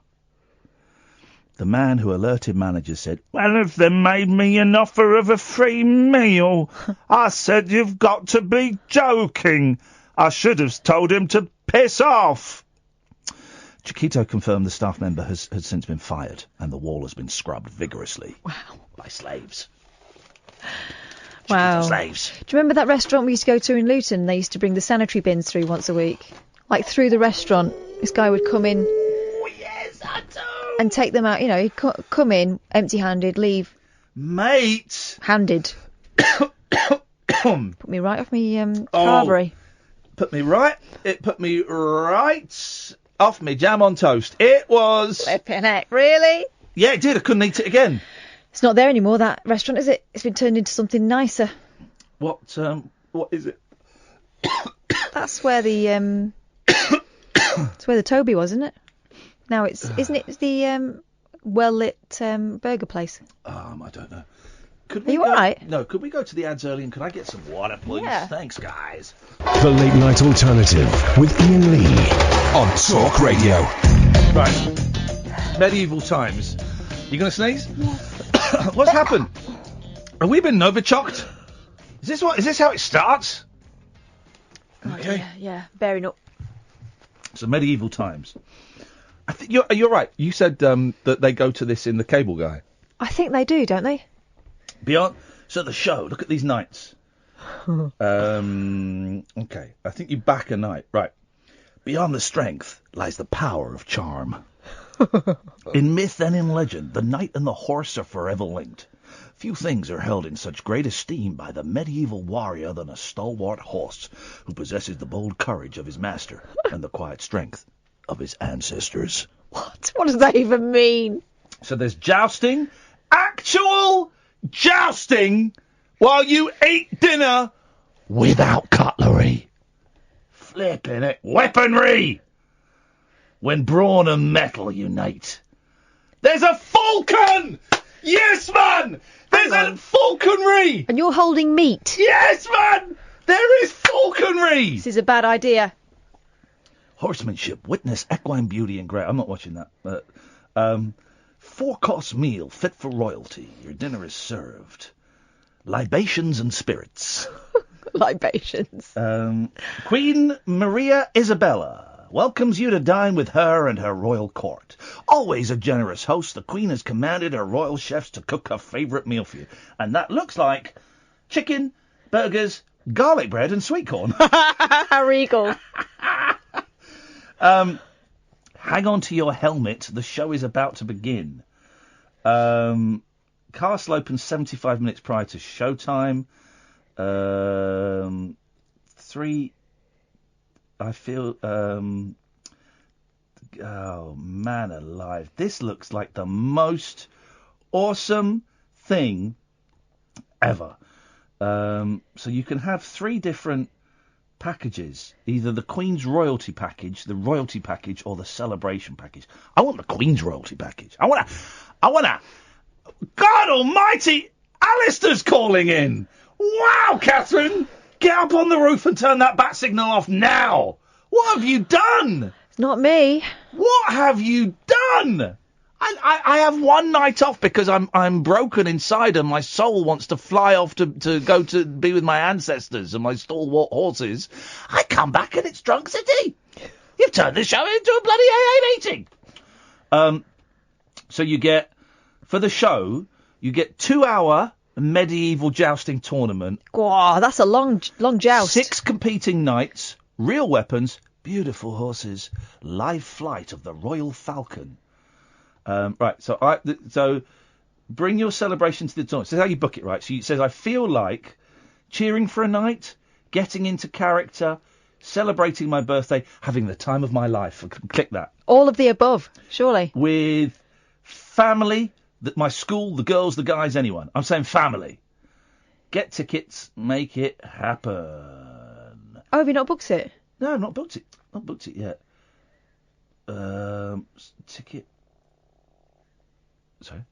Ticket packages. I want the Queen's. I want the Queen's package. Queen's Royalty package. Is that the best one? Yeah. So for that, you get priority castle access, VIP first row, priority seating. You get a cheering banner. Oh my god. You get a VIP lanyard and a framed entrance group photo. Wow. This is going to be absolutely the greatest meal of my life. I'm going to see if I can get a babysitter at the hotel, because I don't want those idiots ruin it for me. This is going to be awesome! Man alive, can Paul come in early? I've got to book some tickets for the greatest night of my flipping life. Wow. Okay, 7 p.m. All right. So that would be then. So, okay, so we'll do that on the Friday. This is awesome. Let's go to the United States. Phoenix. Hello, Loring. Huzzah! It's good, man. Have you been to medieval times? Absolutely. Yes, man! Here we go. Come on, dude! Tell me about it. It looks like the most brilliant thing in the world. Yeah, well, it sounds kind of, corny and hokey and whatever you want to call it. But when you go there, you really appreciate how easily any of those guys can get killed out there. While you're eating your fingers. Can I ask, have any of the diners ever actually been killed? Yes, but it's more of a food-borne illnesses than like unthrough by one of the. Man, it's not a great line. It sounds like you're actually calling us from medieval times. From medieval times. Loring, Lord Loring, come to the phone, sir. Lord Loring. I prithee. Lord Loring, get back here immediately, or face my wrath. Forever face my wrath. Forever. Could you put your wrath away, please? Forever face my wrath. My wrath is in your face. Oh my God. Will you be accepting that? I challenge you to a joust. You will joust with me. Your boys are going to get this all night, aren't they? You will joust with me, boys. Here when we get to the hotel, you shall be jousting with me. And we will decide who gets the double bed and who has to sleep in the single. For it should not be I, sir. It shall be you two naughty boys, together in the single bed, while your lord and master spreads out in the double bed. Joust, boys, joust. That's the kind of dad I am. Oh my God, I know you're not joking. No, and then they'll be falling asleep. Boys, wake up! What is this? Falling asleep? No. Sword fight! We will fight to the death! We will fight to decide who has the first pee! And it shall be me! Boys, we shall decide this like men! Quick, let's all stand around the toilet and sword fight without urine! All right, enough. We haven't done that for a while. You're going to get the soch round. That kind of talk. Begin the battle! Cross streams now! Stop. You do not cross the streams, everyone knows that. Evening, Pablo. Hip, hip, hip. Hip, hip, hip, Pablo, what you got? No, I appreciate the sign from Catherine there, much appreciated. Yeah. Well, prove me wrong. Well, too true. No, just in regards to the old umbilical cords. Yes. The whole outie and innie belly button aspect, is that still a thing? Do people still have outie belly buttons now, or is there a factor with the umbilical cord severage where it's not a factor anymore? What do you... Of course people still have outies and innies, you absolute loon! But surely that's down purely to the separation of the umbilical cord. I don't know! I had my medical license revoked when I became a knight! Well, I challenge you to a duel as the Black Knight. Hang on a minute! For me and two boys to get the Queen's royalty package? This seems impossible, sir! They're asking for me a 45-year-old man and his two young grooms. The price of just under $230? What the shit? No, boys, we shall be going to McDonald's instead. Forget the night. We shall joust for free on the streets of New York City, but we shall not be going to the medieval times where they are charging futuristic prices. Tightwad. Well, Of course in I do. relation to the medieval times. I'm on telly. I'm loaded. That for me, that's nothing. That's me going on Good Morning Britain doing one hit. I get $230 for doing one hit. For me, that is a trifle. For me, I shall try to pay them in groats, and if they refuse to accept them, off with their heads. We shall settle this like knights. Pleasure of victory. Come on, Pablo, get to the point, man, for God's sakes. Me and Catherine have got silly knight impressions to do. It's thrilling in the bloody toes. Hey, man, didn't you propose to someone ages ago? I did, yes. We're still engaged. When's the wedding? Well, we own a house and have children, so we've got better things to spend money on at the minute. Right. It will happen. But you haven't thought this through, Pablo. I've got a really bad headache now. It feels like So talking like that? It feels like all my mucus has gone into my brain. Do you know what I mean? Do you feel it? Not yet, but I need to do a bit more. But you got engaged, like, what, a year ago? 18 months ago? About that, yeah. That's probably about that, yeah. Right, so, and you've not even come up with a date yet?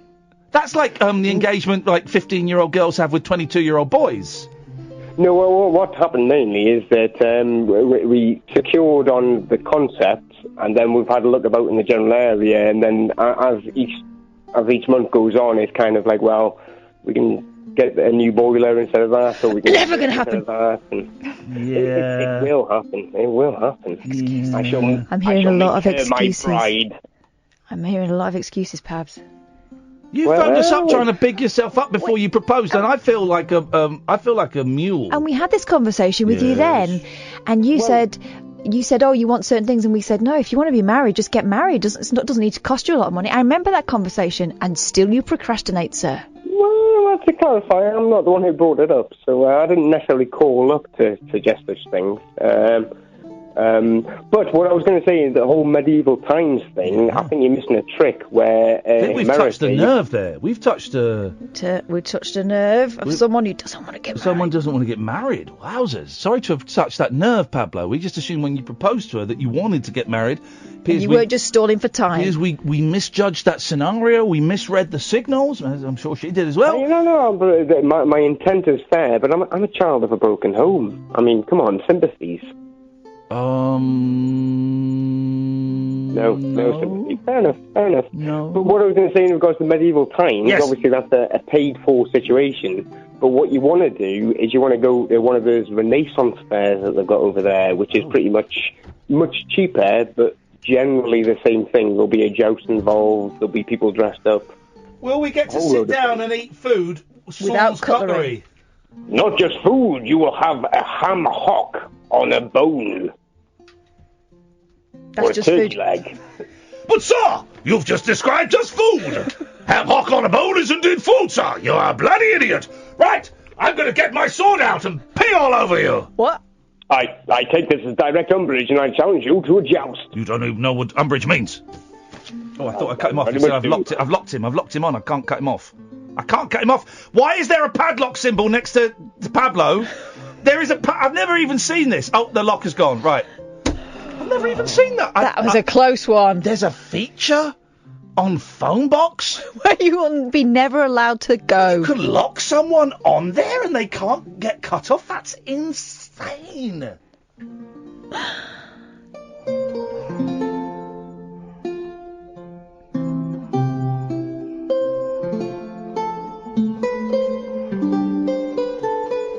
You've got quite good on this mandolin now. It's not bad, is it? That bit's good. That's all right. I'm getting there. I'm getting there. Hey, what are the stories you got today, Catalina Ball? Okay. Do you want one about the moon? Do you want one about fake boobs? Do you want one about a woman having a wee on the plane? Or do you want one about a man who does baby rapes? The woman who did a wee on the plane, she was stuck outside the toilet because there was someone in it, and she just weed on the plane. She must have been so drunk. Well, yeah, such drunk people on aeroplanes. And also, do you know what the name of the carrier was? Yeah. Wizz Air. It was there. There was a story, I think it was American, about a woman complained. Right, it sounds like a funny story. It's not. So let's just steady. It's a sexual abuse story. The woman complained to the stewardess. She fell asleep and she woke up and she pressed the little button And the stewardess came over. She got up. She said to the stewardess, "You have to move me from my seat." The stewardess said, "Why?" She goes, "Guy next to me is masturbating under his blanket." Ah. Right. And this happened a couple of months ago. And it's just in the story in the papers today. And the complaint was that the staff didn't take it seriously and they moved her, but they were making jokes about it, like, "Well, God, what perfume are you wearing?" If that's the kind of reaction that you're getting, and a couple of other comments like that, and she's going, "No, I feel really, really uncomfortable and scared that the guy next to me is rubbing one out, and now you're making jokes about it, and it's abuse, sexual abuse." And so she complained. I think it was United. Oh, it's American, maybe American. And so the complaint, she's been complaining for months that it wasn't taken seriously, and that it's all come out today. So planes attract. Oh, and did you see the other story? You know, there was a story. I didn't see it. I didn't click on it because it felt a bit weird anyway. But it was on Twitter. It was something like this woman got moved seats, and it looks like romance blossomed. Oh yes. And it was a couple. And there's a couple behind them, like filming it. Yeah. And live tweeting it. Yeah. I think they were. The story is, I think they were a couple already, but they found out that they were being filmed. Oh, I don't think they were a couple. Well, but anyway, I think they were. No. Because because the story is she found out that she was being filmed afterwards, and she felt humiliated. Yeah. So he spoke to them. So he got named on Twitter. Right. And then I think he dropped the girl's first name. Right, okay. And then everyone had been following this live tweet of this couple that was sitting behind them, and like kind of reporting it, and they're fuzzing out their faces and saying, "Oh look, their arms are touching now. Oh, this is so cute." Now they've gone to. Now the thing is, it took a turn when the person who was tweeting this suggested they both ended up in the bathroom together. Right. So afterwards, the guy didn't mind. I think his identity came out. But the girl was like, "I don't want anything to do with this, and I think it's weird." And the people who've been following the tweet did detective work and started they put her name out there, and people were going on her Instagram and telling her that she was a slut. Come on, and it just got horrible. And the thing is, the woman who'd been tweeting it showed no remorse for it, and was obviously trying to get it happened in public. And then she tried to get a job at like BuzzFeed or something out of it. It was just really nasty, and people were going, right, this is out of order now, and she just carried on and on and on. It was awful. Well, there's lessons to all of us there. Twitter is full of idiots. Let's have the moon. The moon. A blood moon or lunar eclipse. Yes. No, a blood moon lunar eclipse will take place later this week, and it will last longer than any other one this century. Yes, man! This is supposed to happen on the night of July the 27th. The lunar eclipse will last roughly an hour and 43 minutes. That's because the moon will be at its apogee, a word we don't say enough. There's a full moon at the window. There's an apogee out there. Come in. Come in, you weirdo. The moon will be at its apogee when the eclipse You've been happens. out in the garden, look! Look at that face. Look at that! A little bit like an unsqueezed spot. A little bit ruddy. Go on. The moon will be at its apogee when the eclipse happens, the further point away from the Earth. The furthest. Although they put furthers point away from the Earth. At the same time, it will pass into the darkest region of the Earth's shadow. While a regular lunar eclipse lasts roughly an hour, this will be much longer. Yeah, we said an hour and 45 minutes. Sky watchers will also be treated to one of the best views of the planet Mars in over a decade. Wowzers. The red planet will appear brighter than it has in 15 years as it passes close to the Earth on the same night. Astronomer Robert... I'm guessing it's Robert. They've put Robbery Massey. Maybe his name is Robbery. His name is Robbery. You shouldn't take the mickey out of people's names. Catherine. I don't know. They've made what? Nothing. Say Catherine, like it's Catherine. Don't be silly, Kath. That reminds me. You know quote marks. When my kids discovered quote marks, one of them said, "Okay, Dad." Whoa. Anyway, astronomer Robbery Massey told The Times, "It's a really nice and rare opportunity to see eclipse moons next to Mars in the night sky. You have two bright objects of such huge public interest. It's a great chance for photographers." Well, the thing is, everyone tries to take a picture of the eclipse or the moon with their phone, and it looks right. You need like a massive telescope. Lens. Proper compressed lens thing. Yeah. Thank you. Yeah. Thank you. Anyway, Catherine, I bought you an early housewarming present. Oh. It may not be official merchandise, but feel free to open it. Uh-oh. What's this? You can grace your new farmhouse. What is this? Thank you, man. Well, hey, what is this? Right, we're going in. It's an actual wrapped... Oh, he's wrapped it up. Beautifully wrapped. Is it meant to rattle? It is. You'll see why. Bad luck without a rattle. This is. Oh, what a beauty. Oh, mate, here we go. Look at this. Look at. That's genius. I'll show it to the people, the boys and girls at home. It's a Mr. T Buddha money box. Oh, mate, that's brilliant. Possibly not official merchandising if you look at it. And you've left the price on as well. £4.50 for the RSPCA. Oh, You can't whack that. Mate, that is wicked. Thank you. And it's got a little 20p piece inside because you mustn't give a purse, wallet, or a money box without money in. No, of course not. Oh. Even though you're now earning bundles from GMB, as you keep saying. Mate, absolutely. Listen, on that night's event, there's a great scene of that in The Cable Guy, isn't there? When Jim Carrey takes back to Cable Guy, isn't it? You were right, Kath. And yeah. also, though, on my first divorced dad's holiday with my son, who's now 35, we went to Mallorca and we went to a pirates' night. One of the greatest nights of our lives. It was fantastic. Yeah. He was only 8. We both got eye patches. I went for the big plastic cutlass. He went for the crossbow. Shot a waitress in the ear accidentally. only with those little sucker ones. yeah, but not it was a great. real, I know. Sadly, not a real.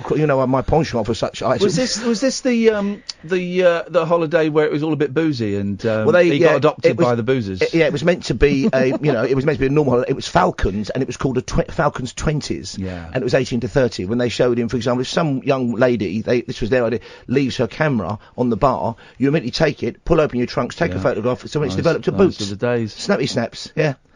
I do that with Kath's phone, but I accidentally FaceTime her kids. It's terribly awkward. Oh! What is happening? Hashtag me too, fool! I've even put a message on the bottom for you. Go on.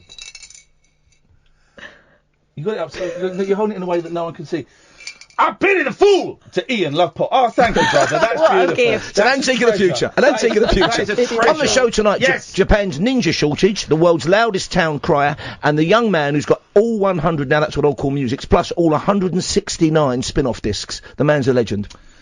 What's happening with the ninja situation? Because I might be able to help. Come on. Okay, it's a town called Iga, and every year they claim that the greatest ninjas are born, not made, and they come from this town, Iga, IGA. Every year they have a ninja festival. They've just finished one. There was a real dearth of ninja. They now call them performers, but they've got the skills. Yeah, of course. Often come from Japanese forces. Next year, they may have to postpone it. We've got one of the greatest ninja historians on the show. Oh, I love it. Ninja shortage. I went to when I went to Japan last time. I went to Japan. We were going between Kyoto and Osaka. I don't know where we were going, but we got off and we went to a proper old shogun castle, and they had like ninjas and samurai running around. I love all of that stuff, man. Have you seen Kagemusha, the Kurosawa film? I've not seen Beautiful. that one. I dig it. I've got it somewhere on DVD. That's fantastic. I mean, they're all great movies. Yeah, aren't they? yeah. So it's going to be a packed show tonight. Brilliant. We hope. That is you finished? Yeah, but sure, I think I have now. Yeah. That is hey, it. Don't be silly, Kath. That is it. I can't find that quick enough, otherwise I'd be playing that the whole time. George, you're a fan. No, I can't find it. We will be back tonight at 10, but stay tuned because Paul Ross is on next. Thank you, Catherine. Thank you very much, Sam. We'll be back tonight. Until then, ta-ta!